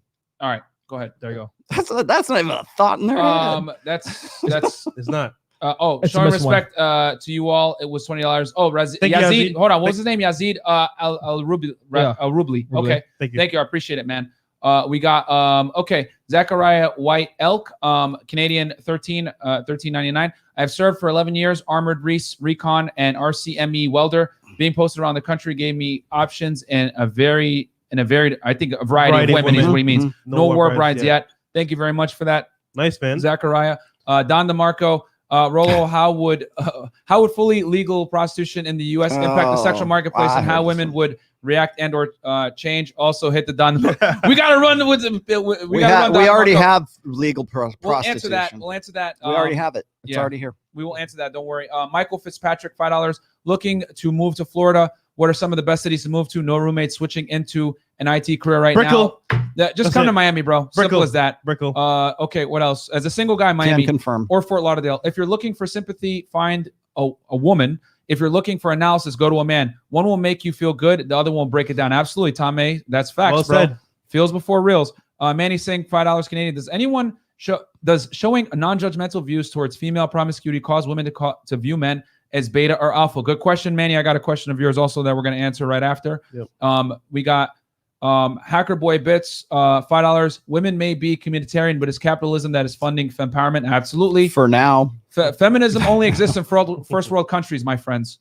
Next, we got Johan Illuminati CRC with the 10. I think that's $20 US. Yeah. But anyway, thank you so much for that. All right, question. Have you recommended working in the U.S. and flying to Costa Rica and hitting the hotels in San Jose to connect with amazing women all over Central and South America? It's amazing here, and females are feminine. Okay, Costa so Rica. he's recommending. Wait. Bolsa del Toro. It's just above maybe it isn't Panama, but is it Bolsa del Toro? I think is what it's called. Del Toro sounds familiar. It is a very nice place. People have been sending me pictures of that. Thank you. Yeah, but it's out by Costa Rica. Okay. All right, guys. So hit Costa Rica. Thanks to Johnny Illuminati for that. Boss Mentality by Sayin Chan. Myron and Fresh, I'll be seeing you both soon. I am building the Asian branch of the Manosphere in Miami. Good. Thank you. Awesome, man. Appreciate it, man. That's it's great, needed. Bro. It's needed, absolutely needed. Yeah. And the Indian branch as well. Yes. Seriously. Okay, Liam A. What of foreign forces against America / the West using their compromising influence in government, educational institutions, Hollywood to push ideology that destabilize society? I think he means people pushing the social narrative that equality needs to be there. It's decent, bro. Yeah. I mean, at the end of the day, listen, equality sounds great on paper, but you know what else sounds great on paper? Communism, and that didn't work out. So there's no such thing as equality. There is none. And then we had a couple of things here. So Manny Singh said, no, Tony Ocasio, sorry, we answered this question before. Hey, Fresh Fit, do you think in your opinion, in the next 2 to 5 years, or even now, that monogamous relationships? Nope, we answered that one. How Okay, Stephen B, $10. How would one better, he spelled it wrong, mitigate alpha Fs and beta S, but alpha fucks beta seed, right? In the physical, alpha fucks beta bucks. In the physical real world for a healthy LTR, certain days of the month for nothing but sex and hugs. I think what he means is, how do you mitigate, the alpha bucks and the beta bucks? Keep your value high, bro. I talk about that in the first book, as a matter of fact, or second book. Sorry, it's in preventive medicine. There's I have a chapter in preventive medicine called "Your Friend Menstruation." Read that, and you'll get your answer. Brass mustache, $5. The sexual appeal of tattoos on men rooted in culture, or is there something deeper? Tattoos association historically with warriors are universal. It makes you look like a bad boy, man, and women like guys that are edgy. That image. It's funny. I've been watching, and people probably already realize this. I've been watching that show Lucifer. On Netflix. And Tom Ellis is a fantastic actor. Not to take anything away from him, but isn't it interesting that the number one like hottie on like the world, right? There's like fan clubs, and if you look at the love Twitter, tweets and everything for this guy, it's like, he's playing the devil, man. I mean, there's no more dark triad than Satan, okay? Yeah. And it's funny to me. It's like, and they have no problem with it. Oh yeah, he's the devil.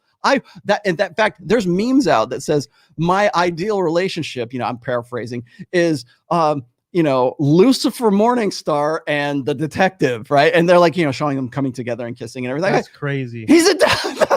That's the literal devil. Image, man. But they don't. That's the archetype. Red Pill Mike had the $10 question earlier with RP praxology and correlation. We answered that earlier. Thank you, RPM. Yep. Chris, Rollo, when's the next Manosphere party in Vegas? I'm dying to go out. We're gonna make that happen in Miami. Stay tuned. Yep. We got Acundo Rosado. Rollo, if men red pilling that were to have some kind of rite of passage to manhood, how would it be? At what age? And he asked for a new episode of Essay for Women. Oh, yeah, I can do that. He's talking about an essay that I wrote on my blog, The Rational Male. You won't find it in any book. I wrote an essay one time because people kept saying, you don't write anything for women.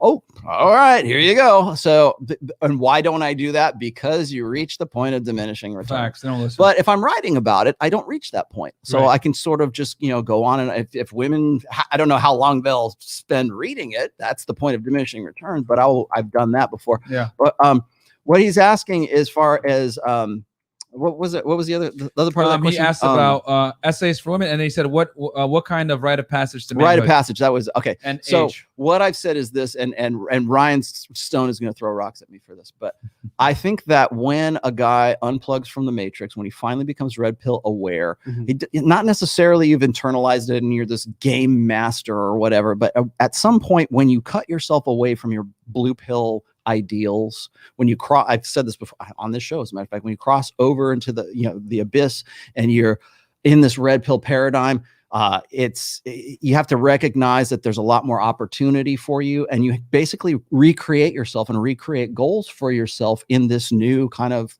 awareness. That's why I call it red pill awareness, so that you can live a better life. And here we have testimony after testimony of guys saying exactly this, right? Well, when you make that break, I've said like the 5 stages of unplugging are very similar to the 5 stages of grief, right? There's denial and and anger and frustration, whatever it is. But the reason why I compare it to the 5 stages of grief from dying is because your old blue pill self dies.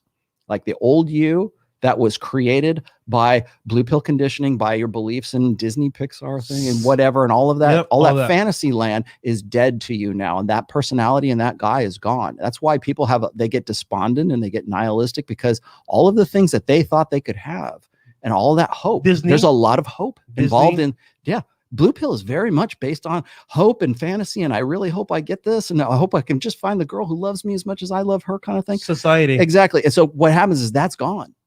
And so when you make that transition, I've made the point that there needs to be like a rite of manhood where you go from not being that boy anymore, being that blue pill, or, this is what I think is going to make me happy kind of thing, to being a guy who is operating with a good set of information, actionable information. The red pill, understands women's nature, understands his own nature. There needs to be a dividing line. There needs to be something that's distinct. We used to do this with like rites of passage for different cultures. I like in Judaism, it's like the bar mitzvah, bar mitzvah, right? So, or for women, we used to do quinceañeras for Latin cultures and stuff. There was you're no longer a girl, you're now a woman. Yep. You're no longer a boy, you're now a man, and we're going to treat you in that culture, in that tribe. You're now a man. You've gone through these trials. You've done this ritual. Whatever it is. We're no longer going to treat you like the 13 or 12-year-old boy that you were. We're going to now treat you as the 15-year-old man that you are right now. We've completely thrown that out the window in a gynocentric social order. And that is a form of control, by the way. Yeah. You are always a boy. Yeah. Men are never like become men. In fact, a man saying I'm a man at 18, women will go, you're a man. That's facts. It sounds like funny, or even calling yourself masculine, calling yourself positively masculine, calling yourself a man is almost offensive to a gynocentric social order. Facts. And so what I've said in the past is we need to have some sort of ritual where I start referring to you as a man, because now you're in the tribe. Now you're part of the manhood, whatever we want, the brotherhood, the tribe, whatever you want to call it. There needs to be some kind of demarcation, some kind of distinction. Like you said, I don't know how that works. I don't know what it looks like. I'm just community. Community. I mean, I'm not saying we have to be blood brothers and get matching tattoos or anything. But. We got another one here. So, Kundo, I hope you. That was a great answer. North South. This one is a little bit more transitioning to the next one. Okay, Rollo, why do you think MRA Mark Angeluski was Killed? I guess conspiracy theory time. I have no idea who Mark Angeluski is. I don't MRA? Yeah, he's an MRA. Yeah, he's an MRA. You know why I don't know about? You know why I don't know who he is? MRA. Because every MRA is female. Boom. Christina Hoff Summers. What's her name? Karen Strawn. Name an MRA besides Paul Elam who is male. Yeah. Every guy. In fact, what's her name? Roma Army. I was just looking at her thing on. She bills herself as an MRA. I'm like, another woman. Imagine that. So that's the problem MRAs have. Men's rights. It's not men's rights. It's women advocating for guys because those guys can't do it for themselves. Facts. Okay, we got another question from Manny here. And he asked us earlier, does showing non-judgmental views towards female promiscuity cause women to view men as beta or alpha? That's a very good question, bro. It depends. If it's like your main chick and you tell her, hey, you can't be promiscuous, she's gonna automatically respect you. Yeah, you know what I'm saying? But if it's like a girl that you're just dealing with like non-seriously, it doesn't matter. But I'm gonna assume you mean a serious relationship. When you tell a chick, yo, listen, you can't do this, you can't do that, you're gonna hold around, be on Instagram, whatever, she has a choice to make. But she knows right there she can't control you. So she's automatically, if she follows your lead, she sees you as an alpha and she gives up her Instagram, that's a sign that she sees you as an alpha. She's good. She's following your lead, because most girls don't want to give up their Instagram. What you take Fresh and then Rollo last. You have to be that guy that she's willing to give it up all for. Yeah. And most guys aren't that guy. Yeah. So just being off cuff, 100%, like you're probably not that guy. However, in this case as well, if you want to go down that road and not judge her, then just know that if you don't have enough standards for her from yourself, she's gonna run wild like a chicken with her head cut off. That's no good either. Yeah, so, she'll be DMing guys, all that other stuff. So we're talking serious relationship. If it's like a chick you're just dating casually, bro, then you need to be like non-judgmental. You know what I'm saying? Because you want her to be open with you. What's your take? You need to be discerning enough to know the difference. Bam! Between the girl that is like the ride or die chick, and that comes down to genuine desire. And I don't think enough guys, they don't know genuine desire because they never see it. It's never something that's just sort of like given to them. What was it? I forget the guy who was I forget he was an athlete. I want to say he's a baseball player, maybe he's a soccer player. And the chick who was getting with him was an actress or something like that, and she swore up and down she never wanted to have kids, right? And except for when she got with this guy, and now she says, I didn't want to have kids before, but I want to have his kids. There you go. That's the one. That's the girl who's gonna say, you know what, I'm deleting OnlyFans right now. I want your kids. And I want you guys to understand one other thing too. You guys gotta understand, when you guys, there's two different sides. If you're dealing with a girl seriously, this is your girlfriend, then you need to be way more stringent upon what she can and can't do when she deals with you. If it's a chick you're just dealing with sexually, as you guys can see with me and Fresh, we don't care. Like if it's girls that we're just dealing with, like we're just like spinning plates, that's one thing. But if you're gonna promote a girl from plate to like serious girlfriend or LTR or whatever, that's when you need to become like very like strict on what you're gonna tolerate and what you're not. And a big thing is, girls, if they like you, are going to give up certain hoe habits that they used to have. It will come. It will become. It will come second nature to them. They won't want to act promiscuous around you because they're for fear of losing you. Go ahead. I'm gonna give y'all a quick alpha beta test you could do in the bedroom.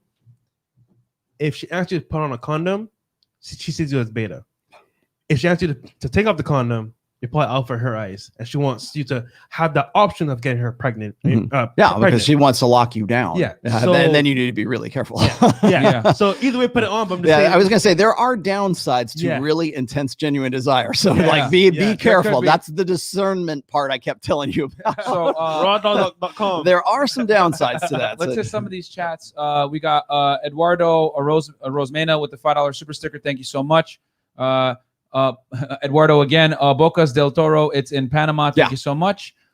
King Chris, this is the #1 podcast. It is the wave, sir. 0 to 100, real effing quick. Shout out to Rollo, Fresh Prince CEO, Myron Gaines, Aaron Pox, and Tom, and the Fresh Fit fam. Let's get it. Thank you so much Chris. for that, Our boy, man. Fresh and Fit fam. I'll tell you guys this, man. We are the #1 dating podcast in the world. Adriano Valentino, Australia, $20. Thank you so much. Thank you, Adriano. Thank you, man. Don DeMarco. Drama Sama, $5. Some girls really do be acting like they got diamonds and they coochie. Big facts, bro. When the lights are off, it's all the same thing. It's all the same thing, man. 100%. Okay, we got a couple others. We're not gonna miss any of you guys, and then we'll get back to the discussion. We'll actually take a phone call after this. C Garcia 185, $5 showing support for the Fresh Fit crew. Shout out to Rollo for the knowledge drop. Yes. Absolutely, man. Rollo's always giving a clinic when he's out here. Ray Day, $9.99. Workshop Rollo, time.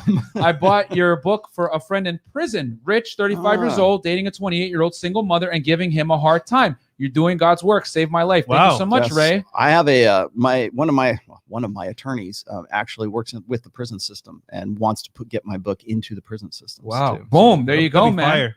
Adriana Valentino, Australia, $50 thank again. you, bro. Thank you, bro. Wow. Down under. Australia supporting from down under.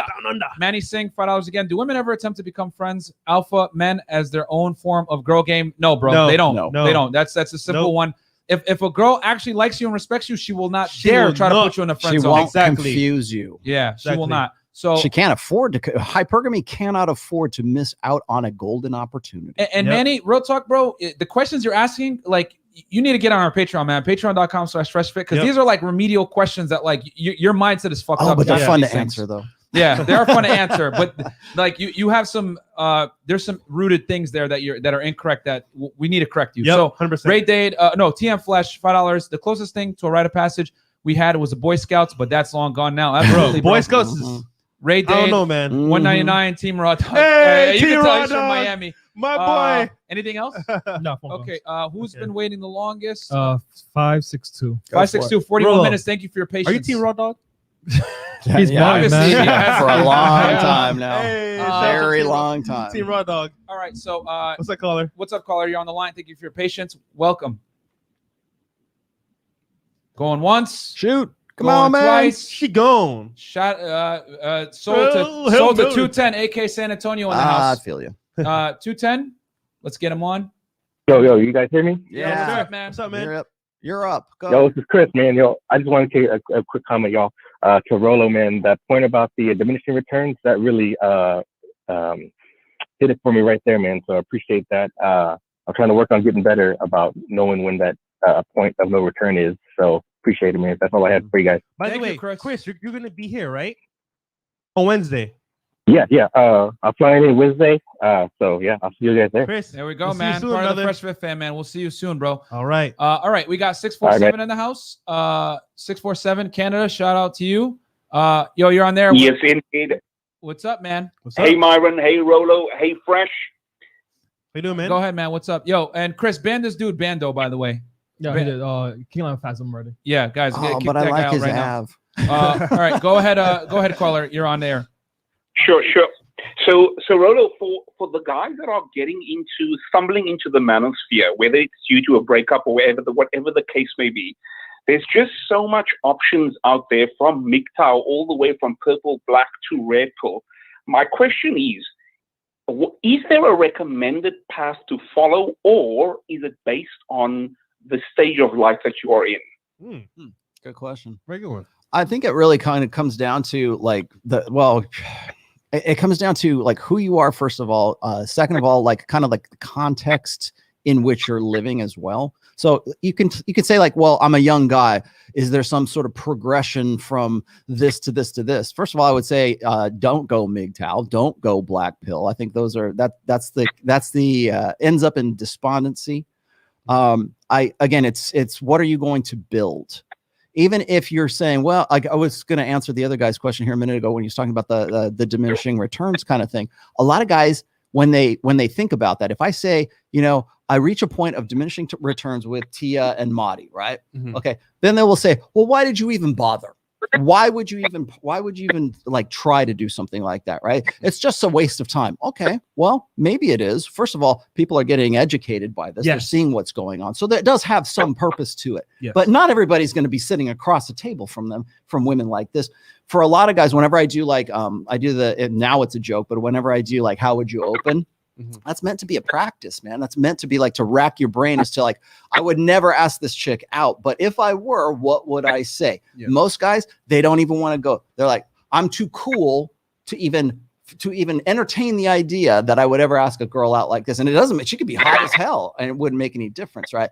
But what they're doing is they're kind of like talking themselves out of the game. Yes. Right? And it's, Iron Rule of Tomassi, I believe it's number, I want to say it's 8 or 7 or 8 is never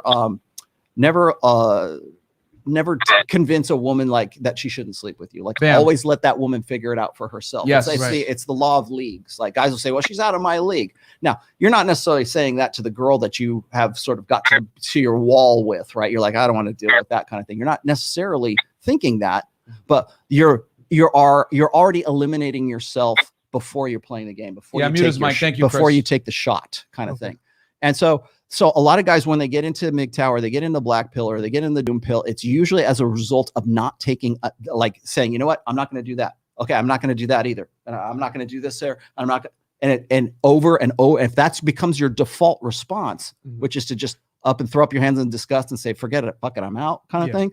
I would never open that girl. You will get to a point where it's like, now you're going to look for guys who share that same kind of like despondency or that same kind of like, I'm just going to, you know, be a monk. I'm just not going to do what I, you know, anything to, why would I bother improving myself? Like we told that one kid, like in COVID lockdown, 19. Why would I improve myself if the juice isn't worth the squeeze? Or in this case, I will reach a point of diminishing returns with this girl. And it always happens over and over and over again. And you do that enough times where that becomes your habit and that becomes your default setting, then that's going to lead to you being a particular kind of guy who's simply not going to go and do those things. Yep. So that's where that progression ends up going. Now, what I'm going to tell you is that you can't, I think what a lot of guys really don't get when it comes to the red pill or PUA or game, or if you want to, I don't want to call it PUA, let's learning game, right? Yeah. The practice of the red pill. How do I take this praxeology and put it into use in my life, right? Yeah. How do I do that? That's what Manny Singh is struggling with right now. And so, ask these questions. Exactly. Yeah. And so you go from that, and so you want to know how you can make it work for you. That's why I always say it's like, it's not a prescription. It's just sort of like tools that you're going to use for yourself. But you get to that point where you have to do something you have to go and take action. You have to go and do something. And now most people think this, well, Myron, I have to go out there and I have to ask 1,000 girls out and I'm going to get 1 out of 1,000, or I'm going to get 1 out of 10,000. That doesn't sound like a really good use of my time kind of thing. Right. It's like, well, you won't know that unless you are actually, I don't think it's necessarily about spamming approaches, but it's persistency in actually and understanding it's a numbers game. Yes. And understanding that, yes. But what happens is you'll get guys who have done this, have reached the law, you know, the law of diminishing returns with women for so long that they think they're gonna make fun of you. Yep. They're gonna say, I can't believe this guy is telling anyone to go talk to these airhead ditzes on TikTok. I can't believe we even have this show, because this show is a waste of time, because you're just talking to girls who you're just feeding them validation for that, right? Mm-hmm. And so it seems like a waste of time to even talk. But while that's a waste of time, you know, it's not a waste of time. What? It's giving you shit and giving you shit and giving me shit and giving anybody else stupid who doesn't agree with what became their black pill doom habit. Right. So when they say, well, you know, Rollo, he's a dating coach. He couldn't get you. You can't get 10s. You can't get 9s. You can't get 8s. But you know what? if you're a guy, Rollo's not a dating coach. That's hilarious when they say that. If you're a guy and you're like, let's just say objectively, you're a 4, and you go from getting no pussy at all to getting a 5. That's pretty fucking good, man. That's I mean, objectively speaking, going from where that's an improvement. Yep. You're not dating, Megan Fox. Yeah, exactly. The chicks down here, but you're not getting those, but you're getting something, and you're seeing a little bit of incremental, progression from where you were before to where you are now. Again, mystery. You will only get what you've gotten if you keep doing what you've done. And if all you do is, if it seems like a good use of your time to say, these guys, they say you can get a 9 and a 10, fuck them. Well, if you're a 4 and you went to a 5, that looks like an improvement to me in some way. And nobody's selling you that. No one I know. If they are, please tell me, because no one I know in the pickup community, in the game community, whatever it is saying, guys, I know you're this big fat piece of shit who's like 220 pounds, you're like Quasimodo, and you're going to have access to all these supermodels off the fucking runway. No one is saying that. Yeah, no one is saying that. Guys, just a quick side note here. 9s and 10s are overrated. Trust me when I say this. They're a headache. You don't want that mess anyway. So, okay, let's get back into the super chats. Rollo was on fire right there. He was. Caller, you got a lot of value right there. Hey, Ray, I gave you a wrench. So, guys, if anyone in the chat says anything stupid about Rollo, whatever, hating stuff, just like ban them or whatever. Thank you. Shout out to the mods. Okay, J Money 999. Here's to you guys putting in these great late night streams. Thank you so much. I appreciate it. We got Brisk Clown with the $2 super chat. Miss Bronx, that was on the show last perfect example. Absolutely, Brisk. I appreciate that. That's why we do these shows for you guys, so you guys can, instead of us just talking about hypergamy, we show it to you. M Dog. That was about John from Mindset. So I want to bring it up. Bring it up. Okay. No. Hey. Nah. Yeah. We're not gonna. Yeah. I mean, if Rollo wants to answer that, that's one thing. But yeah, we're not. No. John Sonmez is out of the manosphere. Didn't you see the last video? He's okay. He's out. End of story. Vladimir, me personally, I'm MGTOW. I still talk to girls, but no relations, cohab, or marriage. I'm 30 and great net worth already, 40K plus in the bank, doing great. Good job, man. Vladimir, do it, bro. For Mother Russia. Okay, anything? Are you banging 9s and 10s? Yeah, are you banging 9s and 10s? Okay. Probably in Russia, you are. Are we caught up? We're caught up. All right, we're caught up. Let's hit 972. Remember, guys, mute your YouTube and keep it quick. Hey. Welcome. Go. All right. So my question is for Rollo.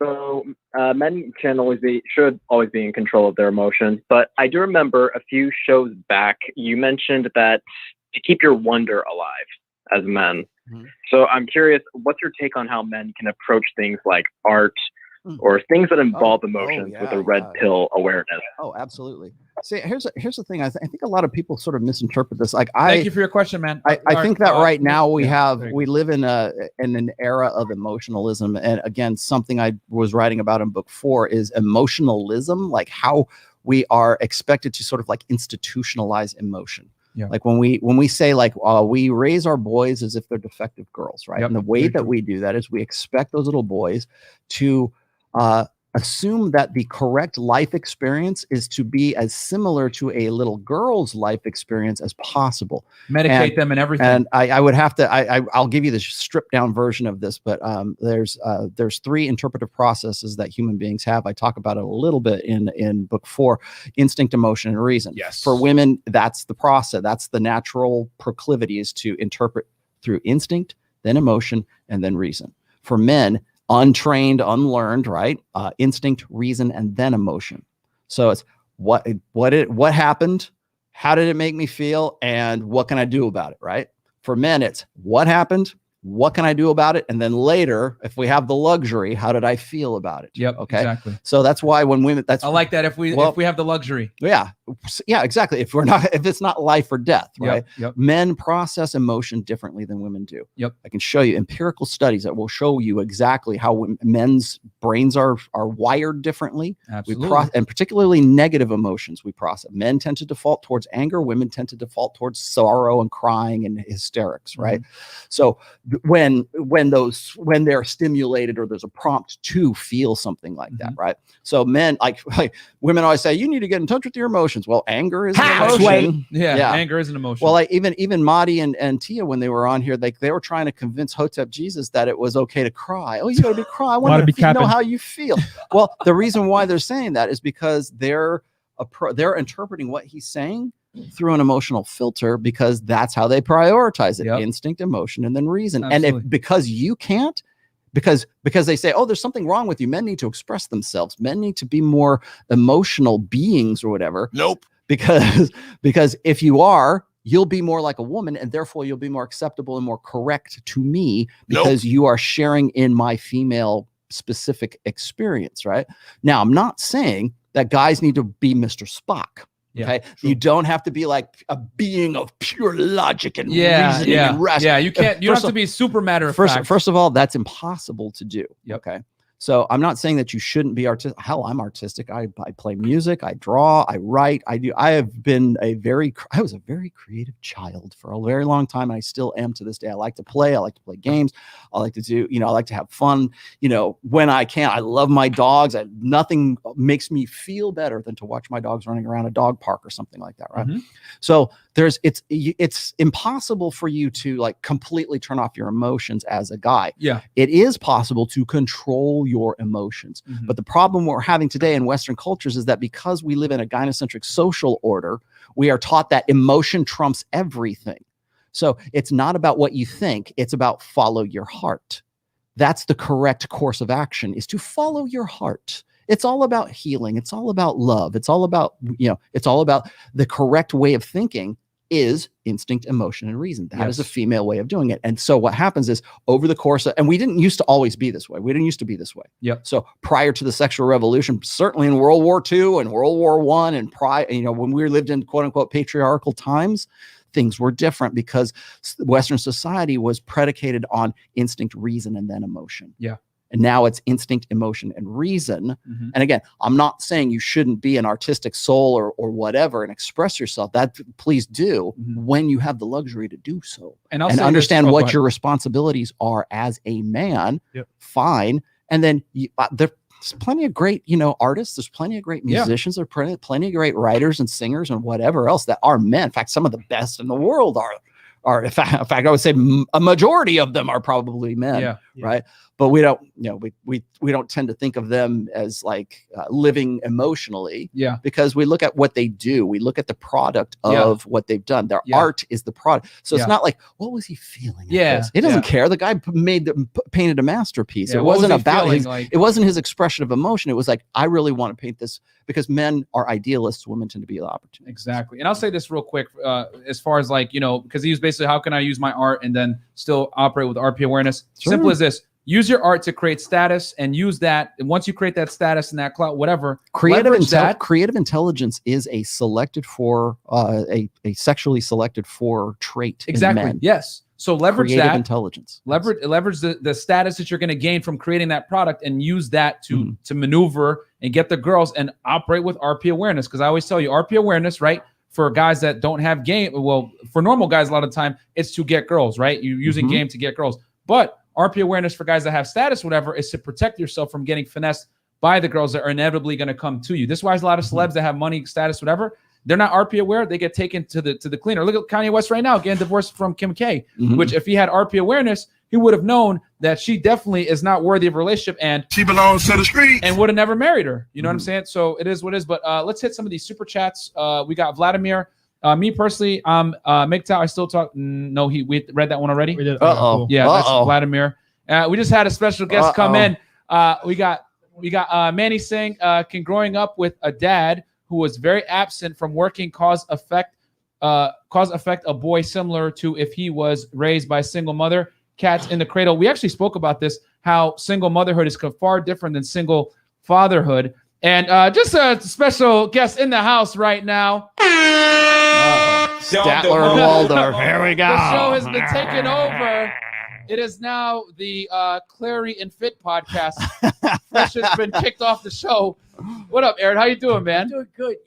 It's like I can hear you when I walk into the studio, but I can really hear you now. Yeah, buddy. We got Aaron Clarey in the fucking house, guys. Let's get some flame emojis.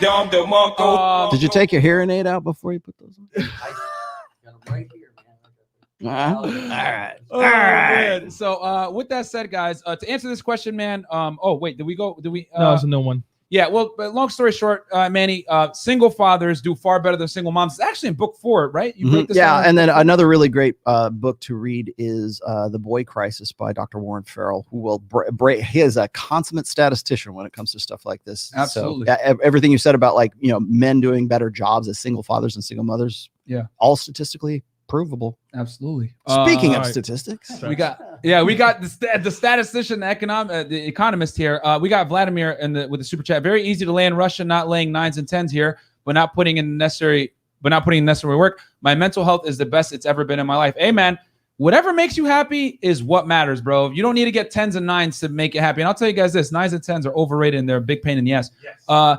Did John Prade, $5, just paying my patronage. Thank you guys for changing my life. I already got my popcorn ready for Rollo versus Silver Sable. Thank you for your patronage. Absolutely, bro. You better become a patron if I'm going to use a sound effect. Thank you for your patronage. Okay, so we got Vladimir again, Rational Mel, Kevin Samuels, and CJ saved my life. Hey, man, I appreciate you showing the support. Anything else? Yeah, we got 3 more. Okay, even Dre and Bezos aren't immune from the hypergamy. Absolutely, bro. Most women that are like very wealthy, guys, let's keep it real. The richest women became rich through divorce. We got Zen Long. Rollo being creative. How would you say women approach art compared to men? As a painter myself, you could argue I'm performing in some sense. I think honestly, when I talk about artistic talent and stuff like that, I think that's really more of like a human trait. I know that sounds kind of like, oh, well, people are expecting me to say, men are better artists than women. I disagree. I think I think every human being has some capacity for creativity. If you put your clothes on today, well, Rollo, they're going to call you misogynist. Aaron Clarey had to choose that shirt. And that was an act of creation, like a creativity. This is your ensemble. And he looks very dapper, if I must say. Yeah, I think and again, I don't want to write on Hotep Jesus's a little grift here, but I think like human beings are creative. Now we're creative in different ways, contextually, and the way that women are creative is certainly different than men. But I'm not going to take anything away from women's creativity or men's. It's what they apply themselves to. Like women will always say, well, women are just they're beings of emotion. It's like, yeah, well, you can, yes, but they can also be taught to do so. They could play as fantastic musicians. They're concert pianists. Yeah, you can teach them to do those things. It might not be their natural proclivity, or it might. Well, Rollo, they're going to call you misogynist, even though you're giving women. And when it comes to artistic, I think artistic talent is and in many ways and forms is a selected for trait. Yeah, because it was something that was a survival trait. It's not like if you can build a house and the tornado comes through and it wipes out the house, right? Mm-hmm. Well, you got to be able to improvise and create a new one. It's like, how are you innovative? Can you come back? Can you create something? That is something that is a selected for trait. Yeah. Right. Put all the nice little. Does it look nice? Oh, let's go. Like it's putting like nice shiny things in your nest. Yeah. Right. So so the little bird will come in. It's very similar to that. Bam. Okay. So this one, but are we on that? Yes. Yeah, we answered that one. He just answered that one. All right, Don Demarco, Aaron, I read Bachelor Pad Economics, Worthless and Poor Man's Retirement. About to read, enjoy the decline. Aaron, hit the Don Demarco button. Okay, I got you. Let me see if I can get this thing all the way. Press that one right there. That one. Don Demarco. What's this newfangled technology? Oh, there's a lot of fire emojis in the These chat. kids today. Chris, my bad. I should have done. Yeah. I messed it up for Chris because now he's got to look all over. All right, you can ignore this guy. We don't like him. This show's not half bad. We got it's all bad. Nonstop Dre, $362. Cappy finally didn't get stood up by Rollo. Hey man, you know what I'm saying? It took Myron to do it. He was duct taped and tied behind his back. A lot of Cuban rum and the women downstairs. Carl McLovin, $20 super chat. What would you guys say is the solution to this mess? How do we fix this? Women have all the control without the accountability, and men seem to be getting shafted in the dating, marriage, and divorce. Is there even a point? Holy crap. Well, first Don Demarco for that, because that's a great Don Demarco. And you know what? We'll answer that last because that covers so many different things. We'll take Aaron's point. We'll take Rollo's point. I'll give a little bit of tidbit, and Fresh will come back eventually. Fresh, let me know when you want to come back. And then we got Nonstop Dre again. Rollo and Fresh, hide your dogs from Cappy. Hashtag PETA. And then we got Garth Connell with the $50 super chat. Big $50 super chat. The two guys whose books changed my life. Awesome show, guys. Thank you. I will say this. I always advocate. Recommend all the time. Read Bachelor Pad Economics and The Rational Male. Every guy needs to have those two books in their, in their roster. We got Vladimir. Could you introduce the new guest? And then we got Sam Kramer, 499. Rollo, I would love to hear what some of your takeaways from God's work and consumer psychology are. You seem well read in his work. All right, we will answer that. Don't worry. I just got through Parasitic Mind, by the way. It's a great book. It is very good. Flak Attack Super Sticker, $14.99. Thank you so much. And then we got what else? Nonstop Dre 360. Cappy's now living the dude bro life. Like I said, you can ignore him. Okay. The one of your buddies? Well, it's fine, man. Buddy is a strong word. Let me tell you what I think he did. I hate the Carlson School of Management because that's my alma mater. Okay. And all of a sudden, there's a Wikipedia entry of notable alumni on the Carlson School of Management. And it's my name. And it says economist, author, life coach.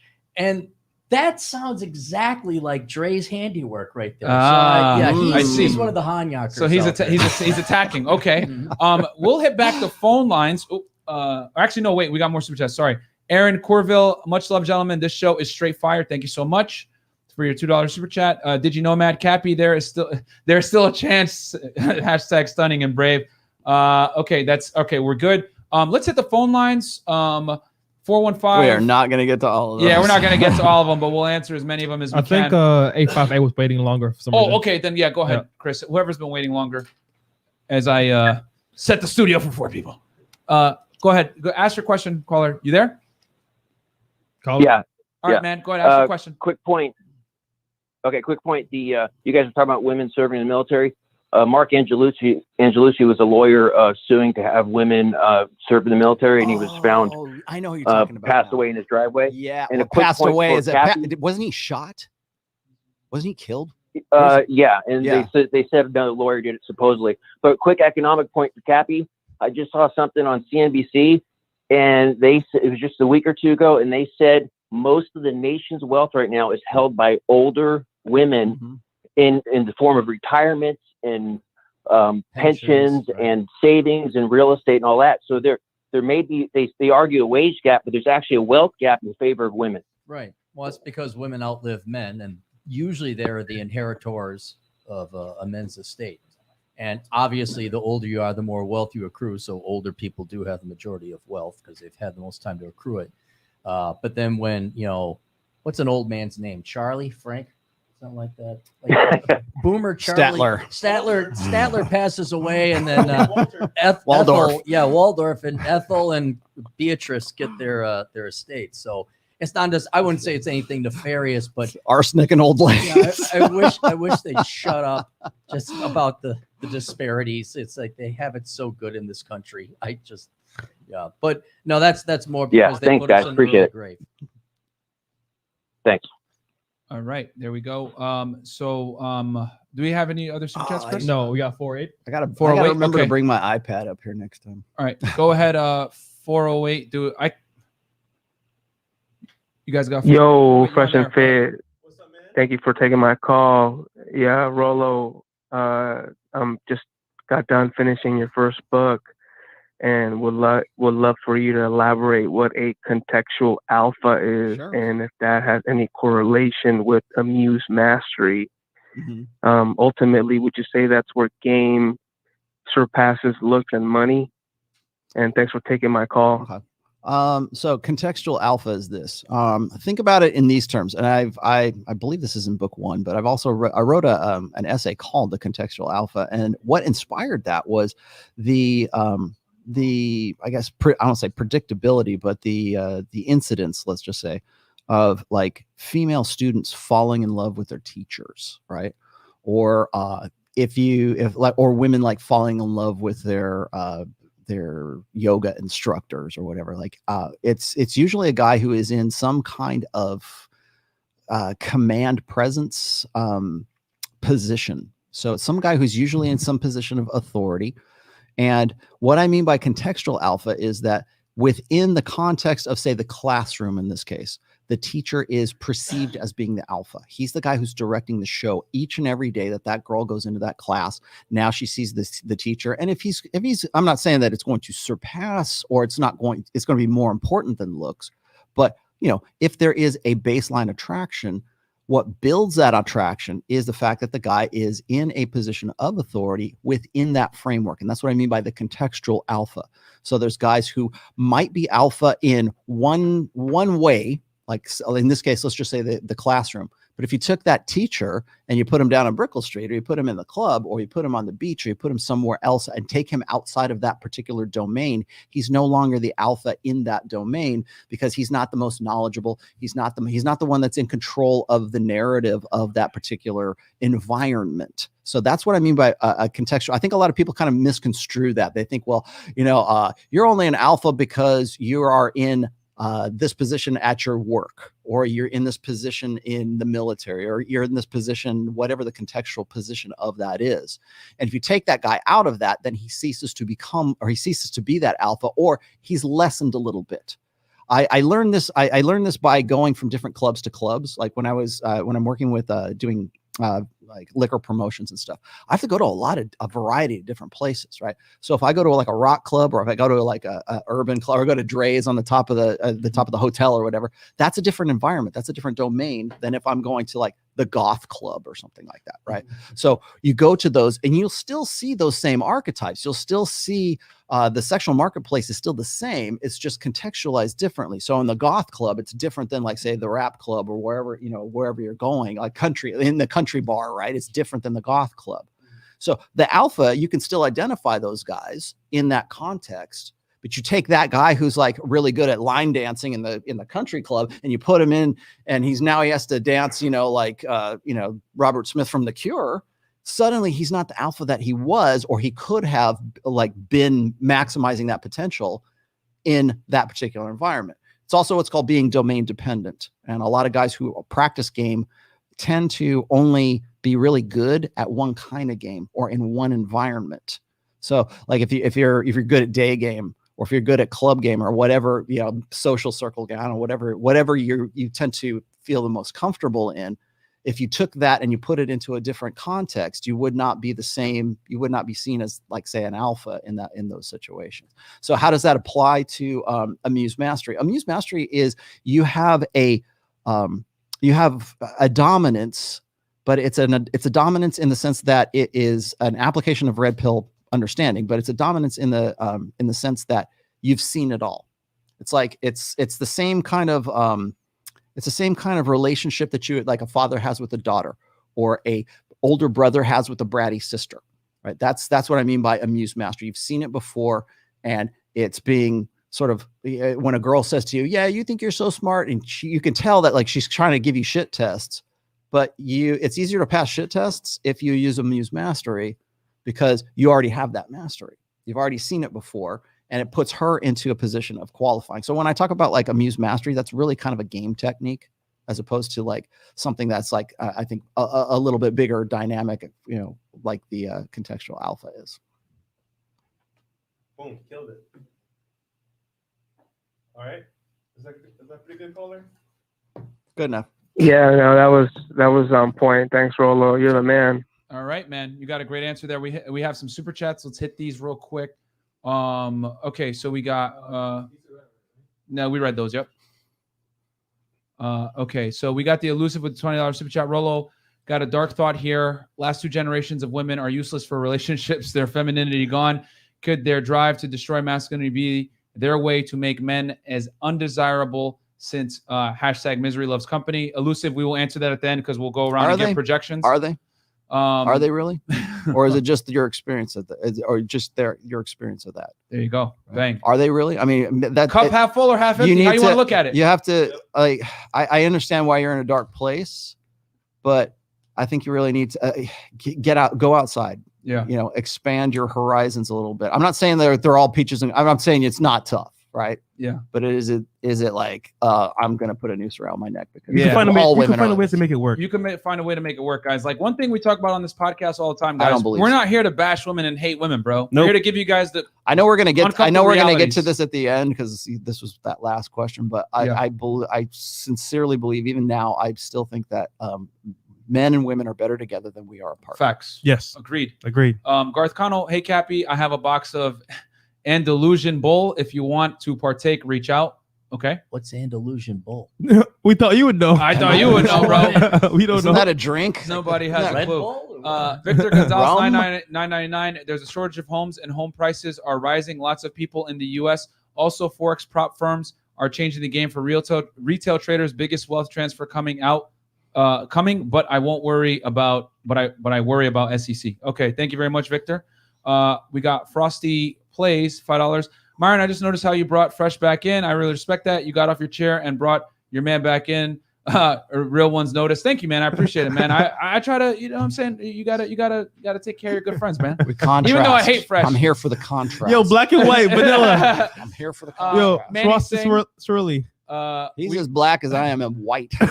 Women are aroused by alphas. Manny's saying women are aroused by alphas and attracted to betas.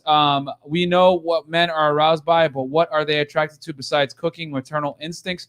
Dude, that changes for every guy. But like, you got to ask yourself, what are you attracted to? And then you either got to find a girl that conforms to that, or deal with a girl that is willing to conform to that for you. And if you're high value enough, she will change. So Zomboy 499, to Rollo and Aaron, I've heard Dave Ramsey say the number one cause for divorce in America is money problems. Is this true? We'll answer that as well. Come on, man. The Terminator T800, $10 super chat. Rollo, I'm in a predicament in practicing mental point of origin. I worry of regret if anything happens with my younger siblings and parents. How can I stop worrying about their lives and focus on mine?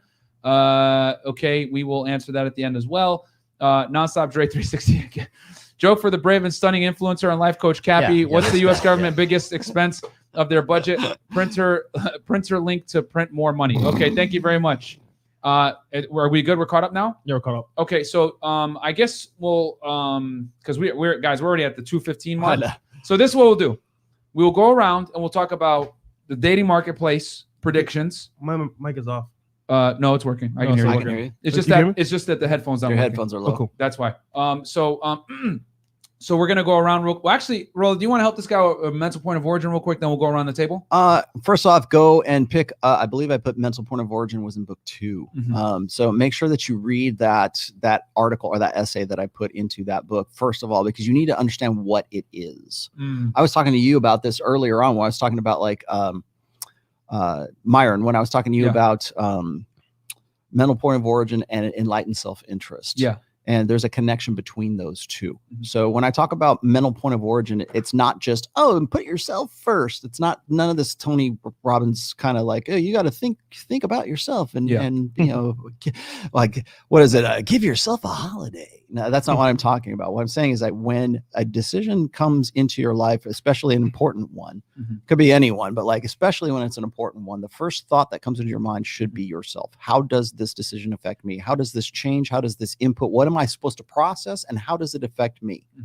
Instead of, how's this going to affect my relationship with my girlfriend? How's this going to affect my relationship with my mom, or it doesn't even necessarily have to be a woman, but like, how's it going to affect others?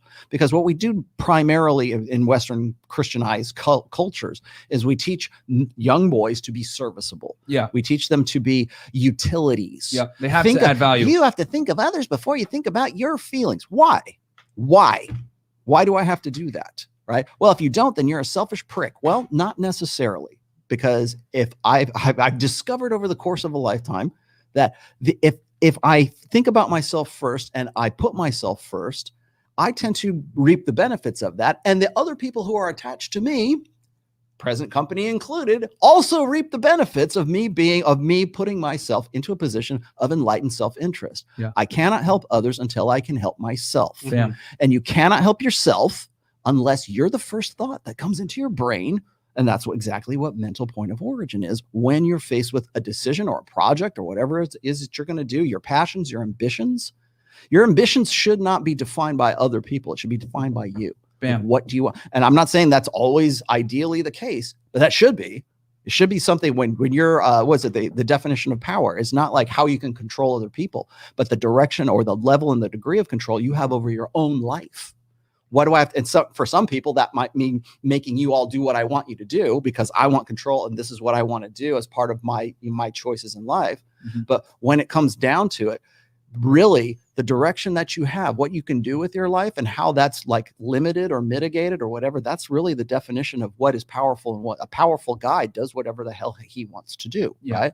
Well, how does he come to thinking about what do I want to do? He's got to think of himself first and then think of the other people that are around him. So it's not just, oh, I got to think of others before I think of myself. No, think of yourself and then think of others. Why is it not that way? Yeah. I don't understand. There you go, man. Rollo spitting facts right there. Damn, son, where'd you find this? Okay, so last super chats, and then we'll go around the table.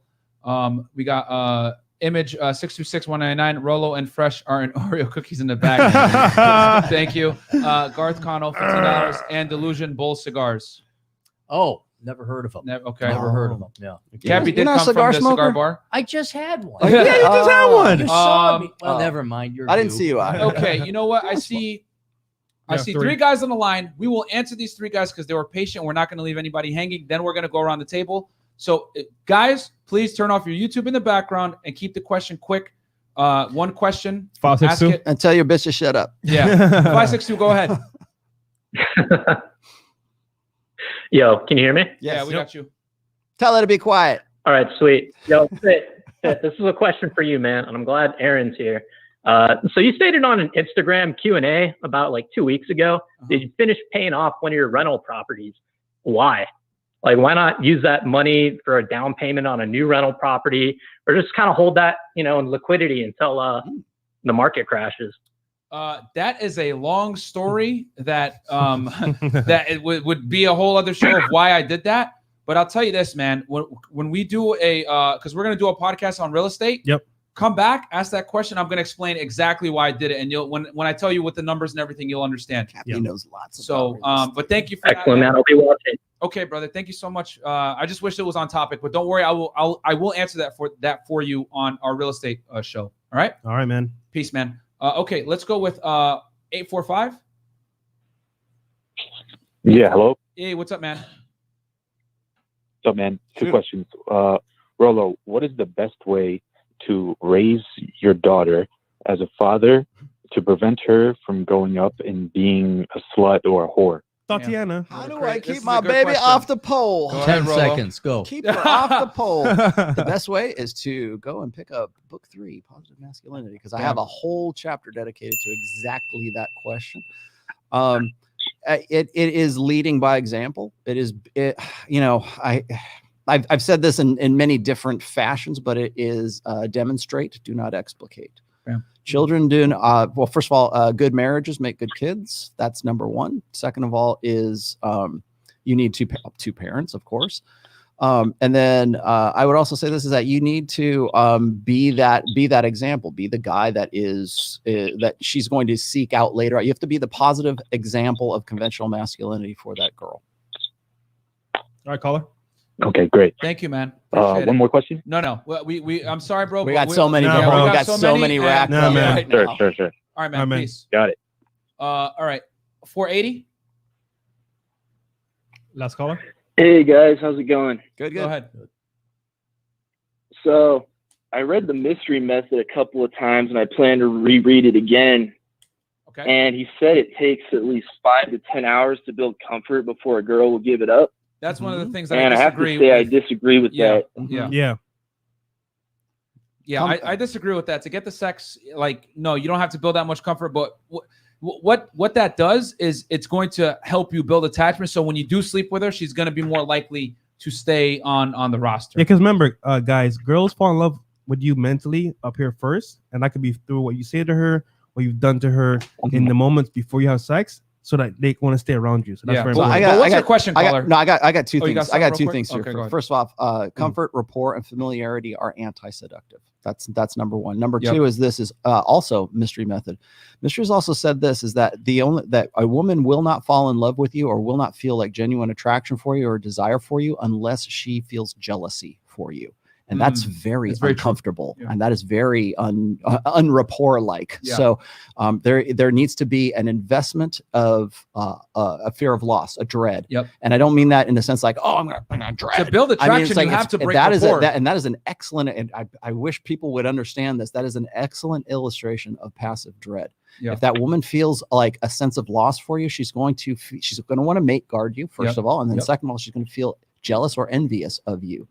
And sometimes it might not even be another woman. It's better if it is, but it might be your job. Your job might be the other woman in that case. So. Yeah, I know the amount of flack I caught for coming down here from the GF. You're going to hang out with those guys in Miami. They're going to say streamers. I wanted to thank you guys for helping me out with my dread game. And Go I'll with tell you it. this Lean too, man. into it. I'll give you a perfect example. Yesterday, while I was on stream with Amanda, one girl that I'm talking to DM me and said, "Hey, she was all over you.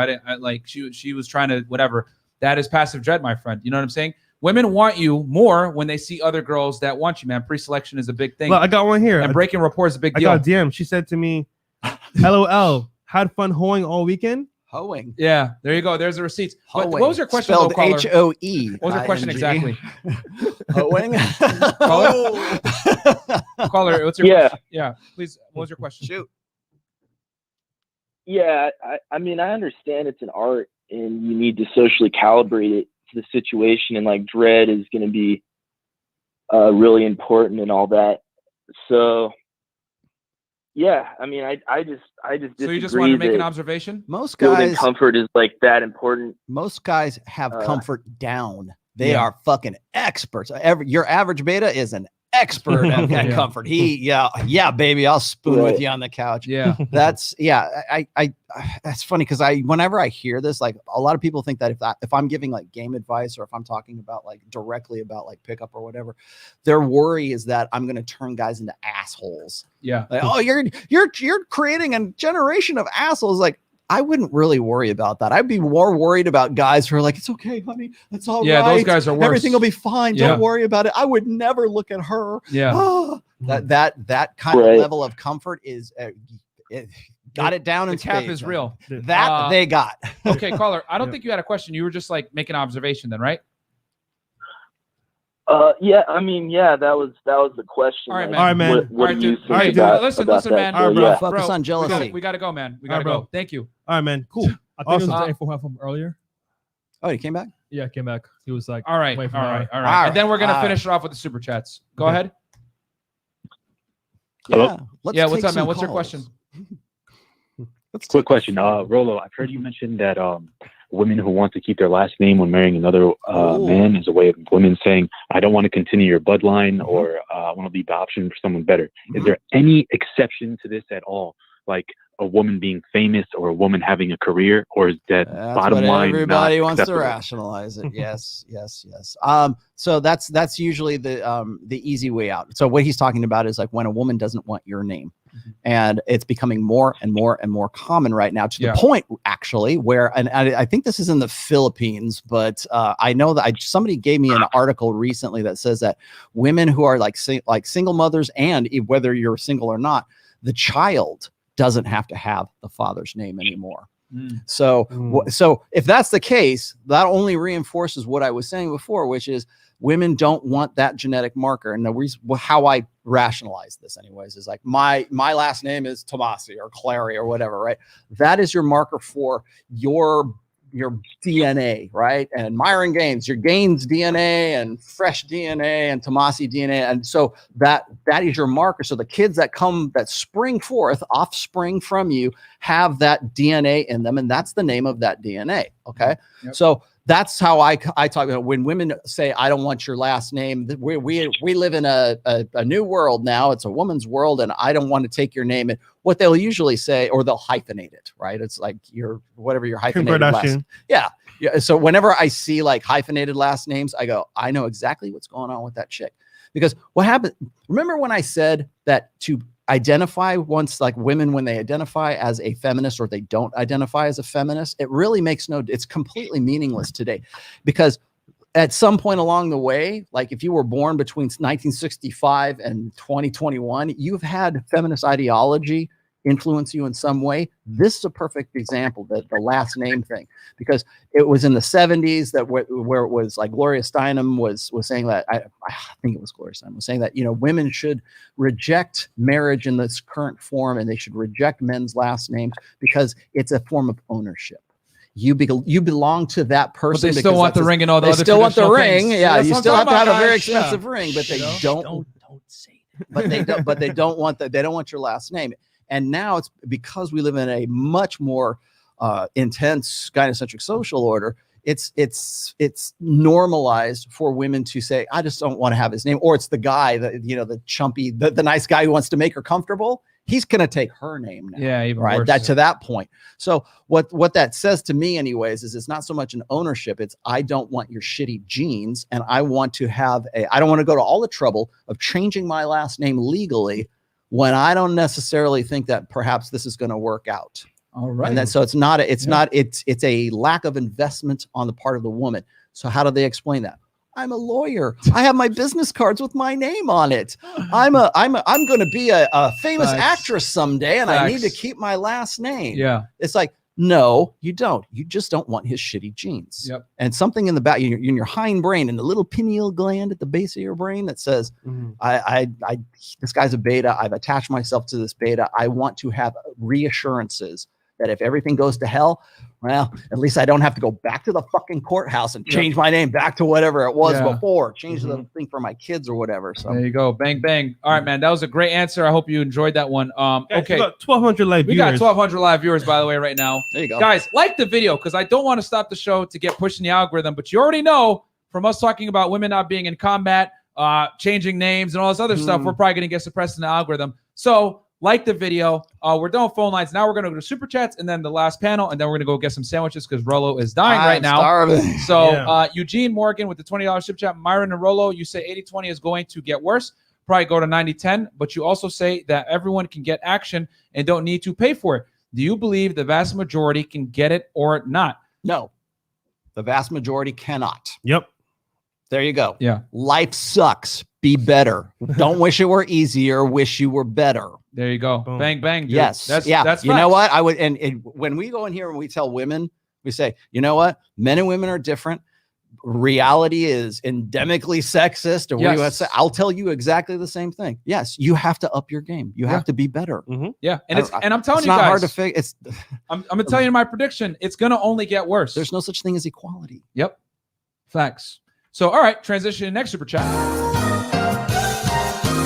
Men's frustrations lie in the easy access of P-Hub. Absolutely, bro. I tell guys all the time, porn, destructive for men, man. Stop watching it. Okay, Vladimir, Think and Grow Richer, Chapter 11, masterpiece. Thank you very much. Women Are Dream Killers, First Rational Male Book, page 98. Yeah, dude. If she's not helping you achieve your dreams, she's probably going to detract from it. You know who kills the dreams? Not her. You allow it. You take kill accountability for your actions, guys. You kill the dreams because of her. Bam. Because a lot of guys want to blame women, and I always say, listen, bro, if you make a mistake with a woman, it's not the woman's fault. It's your fault for allowing her to do it. You kill your own ambitions, your own passions, because you think it is your responsibility to do so. Bam. And that's the secret, my friend. It'll make her happy. Happy wife, happy life. Okay, I'll give up all my dreams for you, honey, and you'll appreciate me. Fuck you. Liam A, with the $5 super chat, you have to play the tension. You have to play the tension, comfort fiddle like a master. There's a balance. Absolutely. Absolutely. And attraction is built in breaking rapport. Put here, Chris, I'm working on a book of my own. I wanted to know, how you put together your outline. This is what Josh, the King, can you give it to him real quick? Or you write books? I do, actually. I think I've are these mine? So it sort of depends on what I'm doing. First off, I am actually starting an outline for a 5th book right now. And so what I do is I kind of figure out like what the theme of it's going to be, and then I will outline it, and that'll just do sub outlines. For example, when I was doing religion, I knew what I wanted to put into it, but I had to organize it in such a way that it built one chapter built onto the next one. In fact, I did that by design. I don't do that in all my books, but I did for this one. So what I'll do is I keep a lot of notebooks, and for each of my books, I have a separate notebook for that book. And then I'll do my research and I'll put it together, and just I use a program. Cappy, do you use Scrivener? No, I just use big sheet of paper. That you write by hand? No, spider diagram, regular old Roman numeral 1. Rollo, the man who stood me up. There we go. 3. And he uses candlelight and uses like the pen with the feather go. on top. Yeah, I gotta go. In all seriousness, there's a great program. It's called Scrivener, and that's what I use for most of my writings. Damn, there's a secret right there, my friends. Okay, so next we got Vladimir again. Women want to be married but don't want to be wives. That is facts, my friends. Next super chat. What do you guys think will be the next step in the evolution of the Western world after OnlyFans and seeking arrangement becoming more normalized? Excellent question. We're going to get to that here in a second in our predictions. And then we got Gerard Parker with the $5 super sticker. Thank you so much, Gerard. Oh, we got some more coming in. I see some. Okay, we got Autentico with the $10 super sticker. Oh, yeah, I think I spelled that right. Yeah. Thank you, man. Pronounced that right. And then we got Post Roar Clarity for the septic fund. Thank you so much. I appreciate it. Victor Gonzalez 999 for Rollo. What if every man became alpha in relationships and became dominant? Would that cause a female revolt? I know that this is impossible, but hypothetically speaking, will women give up box more? No. There's your answer right there. That was easy. Okay. Cats and dogs living together. Yeah, just like no, I get that a lot. People say, well, if everybody was alpha, then what would happen? Well, yeah, let's work in reality, guys. Here's the good news: not everybody's going to be alpha. Again, no. the world is not fair, right? And the world is not equal. So let's work from a position, a hypothetical position of something that could actually happen. Here's the other thing: is that if everybody became alpha, guess what would happen? Those guys who are alpha, the ones who were less alpha than the guys who up their game even more, because that's what men do. Again, merit-based thinking, right? The guys who up their game more than all the other alphas, guess what? Those other old alphas are now the betas, and the new alphas are the alphas. Facts. Okay. Nonstop Dre again, 360. He loves you. No. Same, this is just Dre. Oh, that was the one before. Okay, take it down, please. Well, you answer right now. It's fine. Answer it now or no? That's gonna come in the predictions. Gotcha. Yeah. Okay. Was there anything else? Yeah, there's a few more. Okay. All right. Joshua the King. Scribble notes. No, sorry, I wrote 3-piece. I wrote slow scribble notes. Scrivener. Oh, Scrivener.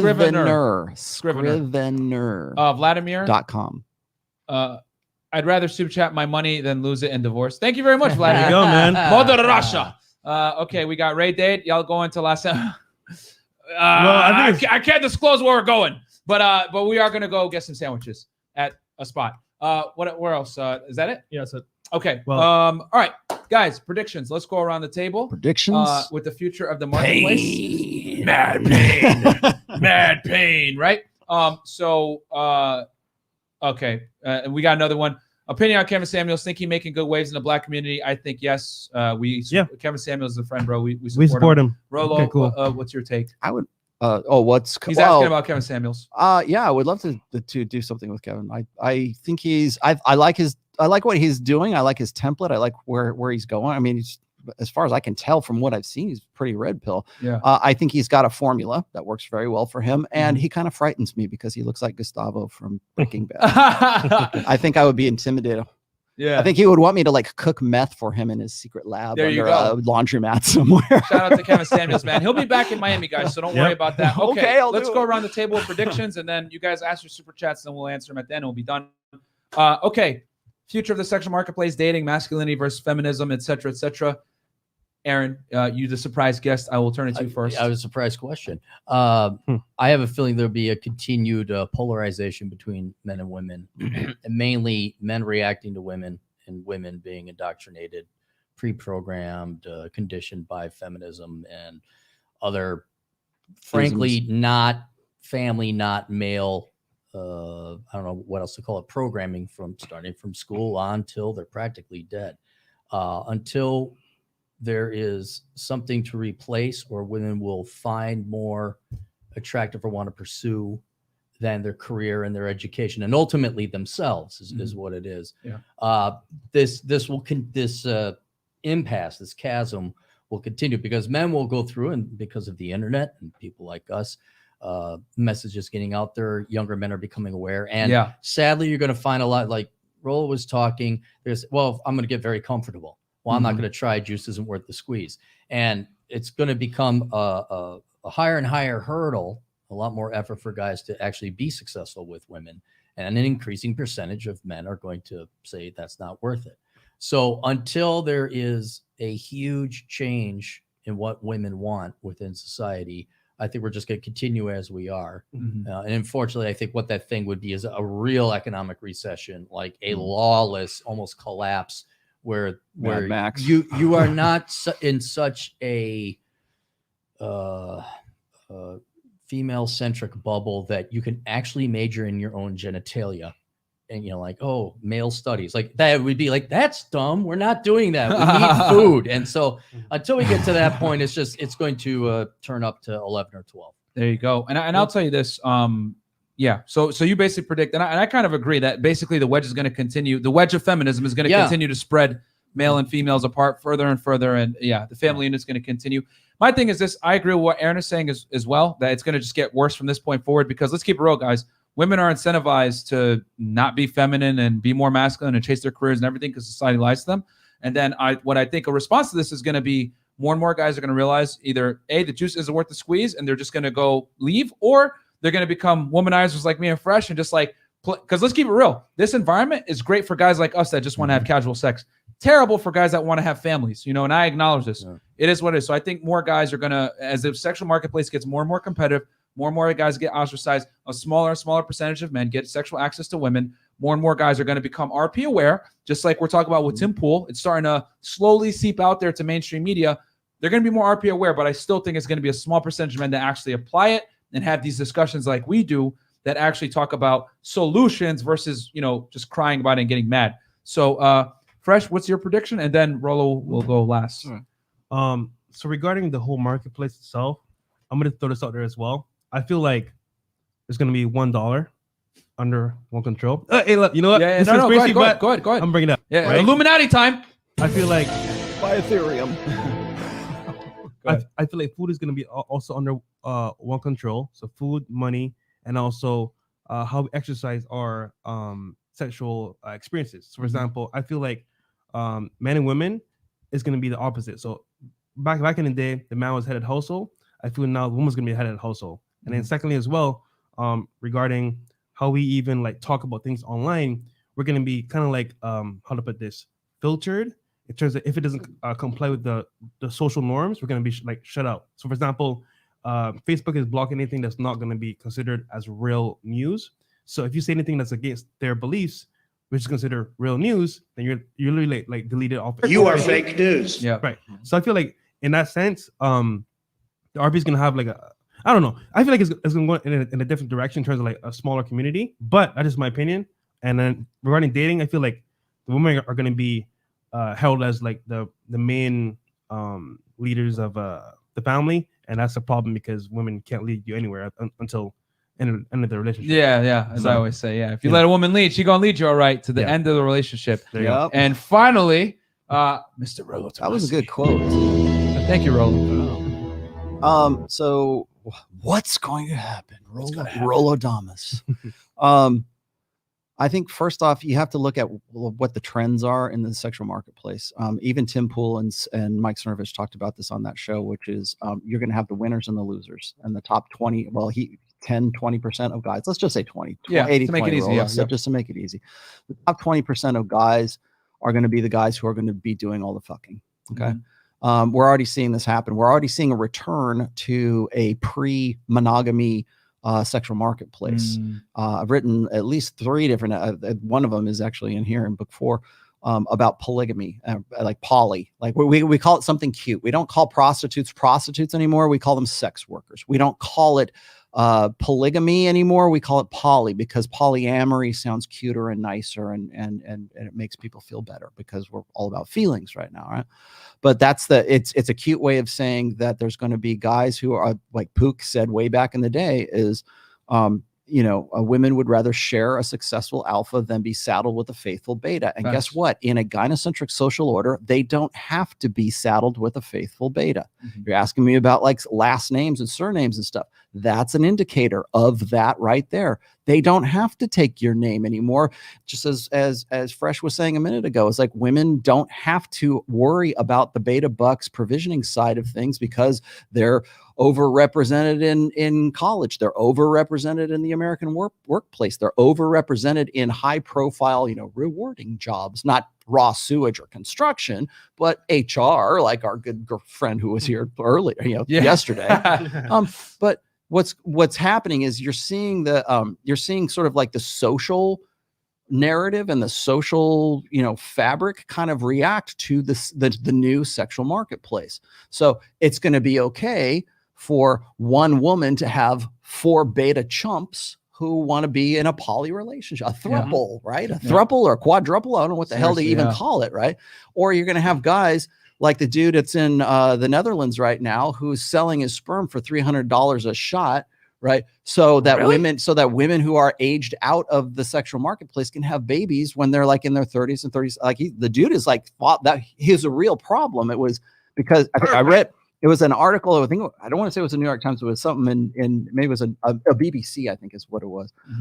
The guy is selling his jizz on Facebook, and meets up with these girls, gives them a sample. She impregnates herself. Is he like a tall, good-looking guy or something? Apparently, like that? And so rather than have like a sperm bank, he's just a free agent, right? But it's causing a problem because now 700 kids in Holland are half brothers and half sisters of that one guy. Hilarious. But they're all those women. And so the market, if you look at like women's nature, why are they all going to this one guy? Because he's a hot young guy that they would otherwise have liked to have reproduced with. Gotcha, bitch. But they don't need him for financial or like the 3 Ps. They don't need it for provisioning, protection, or parental investment because they either get it through the state or they get it through their beta lovers or the dad who stepped up, right? We reinforce those narratives to say that a guy who sublimates his paternal interests is a superhero because he's point at me. I'm not saying you, but you're a superhero if you're a stepdad right now, but you're an asshole. You're that asshole dad of mine. I have daddy issues because you're you're not even a father. You're my biological sample provider or whatever it is, right? So you have this as the realities of the sexual marketplace, and what happens is the social fabric reacts to that. So you'll get egg freezing, right? You'll get I even quoted this with you, Cappy, was the rise of the she economy, right? Yes. And Morgan Stanley is predicting that, what is it, 42% or 45%? I think it was. I thought it was the age range was from 25 to 44 was the age range. That's the demographic. Range? All right, then I want to say the percentage 45, 42, or 52. We'd have to look it up. I think, anyways, it's a substantial proportion of women between the working age women, which they target as 25 to 44, will be single and childless by 2030. Exactly predicting what you were just saying a minute ago. Yes. And that's no way to run a society. Yes. When our family, well, I mean, if you look at Western societies, they've been based on an approximation, let's just say, of a nuclear family: a mother, a father, kids, and we worked within that what Jordan Peterson has called socially enforced monogamy. Again, it's not we got to force. And they attacked them for that, saying that. Well, it's because they misinterpreted it because again, low IQ. Remember what I said about like cutesy little terms? Yep. That was one of them. And they jumped all over. Like when I say punish bad behavior. You know what I'm saying? Yeah. Rather than go, what is he really saying by that? Is that actually a sociological, psychological term? Yes, it is. But let's jump all over it and give him shit for it. Yeah, because it makes us feel bad. Yeah. But yeah. So you've got that in a gynocentric social order. I agree with Cap. I think that we're going to see more and more division and more segregation to the point where there's the MGTOWs and doom pills are over on this side of the playground, and the feminists and we don't want to have anything to do with them. In fact, we're going to make the society consider even these guys, these beta losers, coming onto us or like presuming to even talk to us. That's illegal. So me too them, sexual harassment. Don't even look at us. Stay in your lane. You're going to go extinct, and you should accept that. Exactly. We only want the hot alphas who are at the top of the apex of the thing, right? So and we're getting there. And we're getting there. And so how do we facilitate that? Through poly. So only the women who want to get with the hottest guys who are like the hottest alphas, because they don't need to worry about the beta buck side of hypergamy anymore. Again, mating strategy, determining the sexual marketplace, social structure determined by the sexual marketplace. It seeps into our religion, seeps into our politics, seeps into our military, seeps into every part of our society, because that's the nuts and bolts of it. So I wish there was a better solution. I wish I had a better solution for it. As I said earlier, I think that men and women are better together than we are apart. We need to accept what we are, our machinery, our evolved machinery. Men and women are different. We need to throw away the blank slate. We need to if you kick out the legs of the blank slate and the social constructivism, political correctness, kick those two legs of the stool out, and it all collapses. Oh yeah. So but is that going to happen? I don't know, because there's too much money being made on it. There's too much. There's too many women are too ego invested in it, and too many beta guys are invested in that as well. So how do we bring people back together? How do you tell MGTOW guys who are just like, the juice isn't worth the squeeze? Those women, like we had it here on these super chats. I'm in a really dark place right now. Yeah, of course you are. Yeah, because women are staying on that side of the playground, and you guys are staying on this side of the playground. And I hear people make these comparisons all the time. Like MGTOW is just basically the male equivalent of feminism, and to a greater extent they really are, because men need a woman like a fish needs a bicycle, right? Women need men like a fish needs a bicycle. And you don't have, nobody's coming to the table right now, and women sure as shit aren't, because they're in control. They have all the cards right now. They do. And they direct wherever, the policy. Man, first talk about that. They don't even see these guys that are going MGTOW.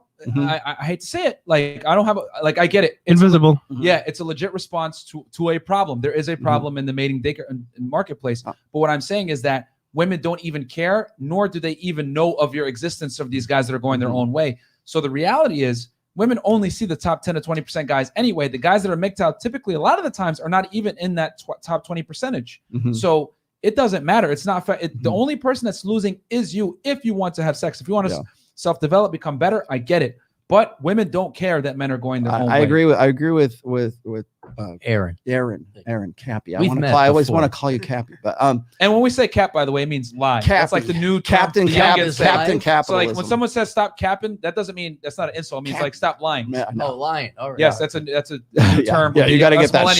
I had to get that straight too. Yeah, stop capping. So I agree with it. We're waiting for the meteor to hit the planet and start everything over again, so men can have a purpose. We have the Lost Boys generation of purposeless young men right now. And so how do you give them purpose? Well, a meteorite has to hit, or the floodwaters have to rise to make them have some sort of utility and use, and women appreciate them for actually saving their fucking lives, right? Well, so that's one option. The only other option I can see is like try to change the social fabric, which I don't see happening anytime. Definitely. And certainly not that. I'll just end with this, is that Dr. Warren Farrell, who I have a lot of respect for Dr. Warren Farrell, but I think he is really naive in the idea that men and women are going to rationally rise above their biologies and their evolution and everything else, and we're going to decide to be attracted to those nihilistic, self-loathing sons of bitches, and we're going to get those guys to go, you know what? The juice is really worth the squeeze. And guys, come on, we're going to go over there and talk to those girls on that side, because all we have to do is socially convince ourselves that we ought to be doing this. It's not going to happen, because that's not how the machine evolved. That's what we're talking. When I talk about like the machine, I mean like our hardware, our firmware, and then our software. And the software is like what we've been taught, like what we learned from society, what we learned from our values and our parents and everything. Like it's a taught intelligence, right? Firmware is like sort of like what our starting package of how we, our instinct kind of thing. And then, but you're not going to rise above that. And the more we get segregated, the harder it's going to be. Absolutely. And I'll say this real quick too, guys. Women fought decades to get to this point. So even if some of their belief systems are wrong, they're not going to concede any leverage that they currently have in the sexual marketplace. There's no incentive for them to vote Zero. against their own interests in politics or in any other realm. Because at the end of the day, when you leave women to their own devices, they're inherently, right, at the end of the day, right, because it is technically the end of the day, they're going to only pick the top 10 to 20% of men anyway. So they got nothing to gain by conceding any leverage because they don't even care. That's the machine. That's what it is. So, okay, we got some super chats here. Great discussion, guys. All right, Armando Moreno, $5. Rollo, would you consider yourself as the contextual alpha of the red pill / manosphere? Thank you for the super chat, but we're gonna read them and then just keep going. There you go. There's your answer. Vladimir, Kevin Samuels is fire. I haven't seen buzzer beaters get destroyed in such graceful fashion. Absolutely. Shout out to Kevin Samuels. Authentic. Too many Puerto Rican single mothers. Should I consider moving out of the island? Yeah, dude, get the hell out of there. Unless you're doing it for tax purposes. Nonstop Dre 360 again for Cappy's Poke Bowl fun. Stay brave and stunning. Question from an economist perspective: how much crypto would Cappy recommend young men having? All of your money, and you should borrow and put your parents into a mortgage and just and leverage it. There you go. No. Don Demarco. Some. Big Jim Melbourne, nature's way of making it a good looking fit world. Absolutely. Sexy sense. Yep. Ray Dade, Rollo the Godfather, could you say, look how they massacred my boy for us? Look how they massacred my boy for us. Is that what that is? I don't know. Damn, son, where'd you find I this? think that's what he wanted. What else do we got? We got CN DNA for €4.99. Do you guys recommend debating women when they convey their womanist narratives, or is it better to bite your tongue and just not long? Listen, debate. Don't agree, don't disagree, don't argue with them. The only reason we do it on the air for you guys is for learning purposes. Never appeal to reason with women. Never. Always start from a position of emotion, and you'll do much better. And you actually might even be able to get a point across if you start from a position of emotion. When we talk to women here, like from a position of reason, again, there's a point of diminishing return. Absolutely, guys. We argue with these girls strictly for your entertainment value and also for your education, so that you guys can see women don't appeal and that's to not reason, bro. I should say that's not punishment, that's pragmatism.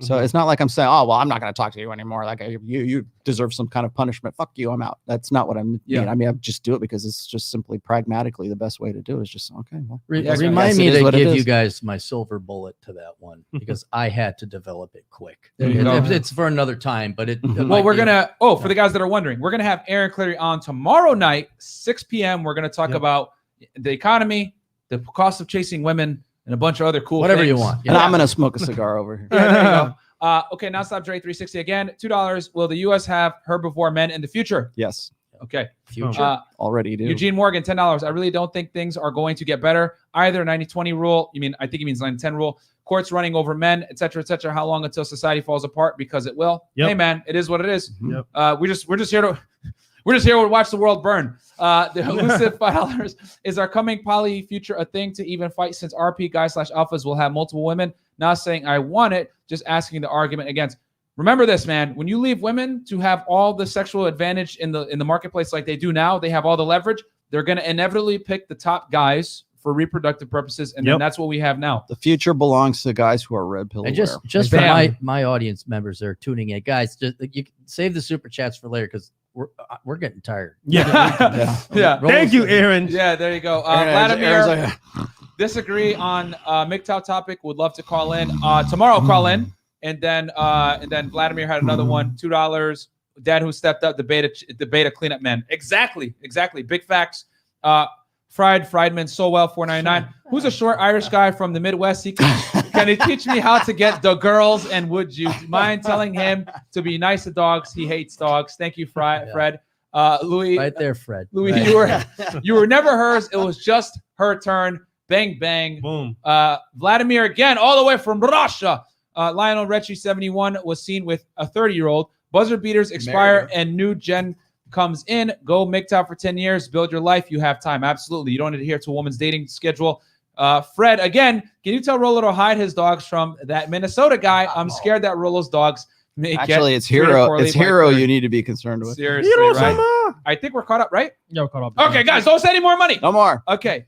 Please guys, keep your money. Tomorrow, number one, patreon.com/freshfit. Get on there, guys, for the exclusive late night podcast. We have way more on there that you guys have not seen that aren't safe for YouTube. Yep. We're going to have Aaron Clarey on the show tomorrow, 6 p.m. We're going to be talking about economics, women, Eastern Standard Time. Eastern Standard Time. Yeah. What else? Anything else you want to talk about? Whatever you want. Minimalism. Minimalism. Economics, whatever. I wish he had his course still open. Financial advice. There you go. That would help your audience a lot too. Exactly. We're going to talk about everything. And then Wednesday, we're going to have Donovan Sharp in the house. And then we have a late night show planned for you guys Wednesday night. So tune in for that one. And then Thursday, we're going to have the all-star 5-man panel that I literally just changed the whole studio setup for. So that's going to be lit. And then Monday. Guys, and then we'll make that announcement. We'll keep it a surprise. Okay. We'll keep it a surprise. Well, we got something big for you guys next Monday, okay? But other than that, guys. We got 3 more chats. Okay, real quick. Red Pill Mike. Rollo for president of the fucking world. Horns up. Thank you, Red Pill Mike. Boom. And then we got Ray Dade. Good night. Good night. Thank you, Ray Dade. And then Cold Steel. Women don't have calculators to figure out who's the top 10%. Any man who's sexually attractive will get the women. That means being athletic and requiring more from her than just bedroom fun. Thank you, Cold Steel. Appreciate that. Guys, we're going to leave you with our awesome intro that is totally Miami Vice and Still Sleeping Bro. Some coin for the panel. Much appreciated. Thank you, man. And guys, we're going to go get some food. And Aaron's falling asleep. And Rollo's hungry. So we're going to leave right now. Thank you so much, guys. I'm still on West Coast time. We'll see you tomorrow at 6 p.m. Peace.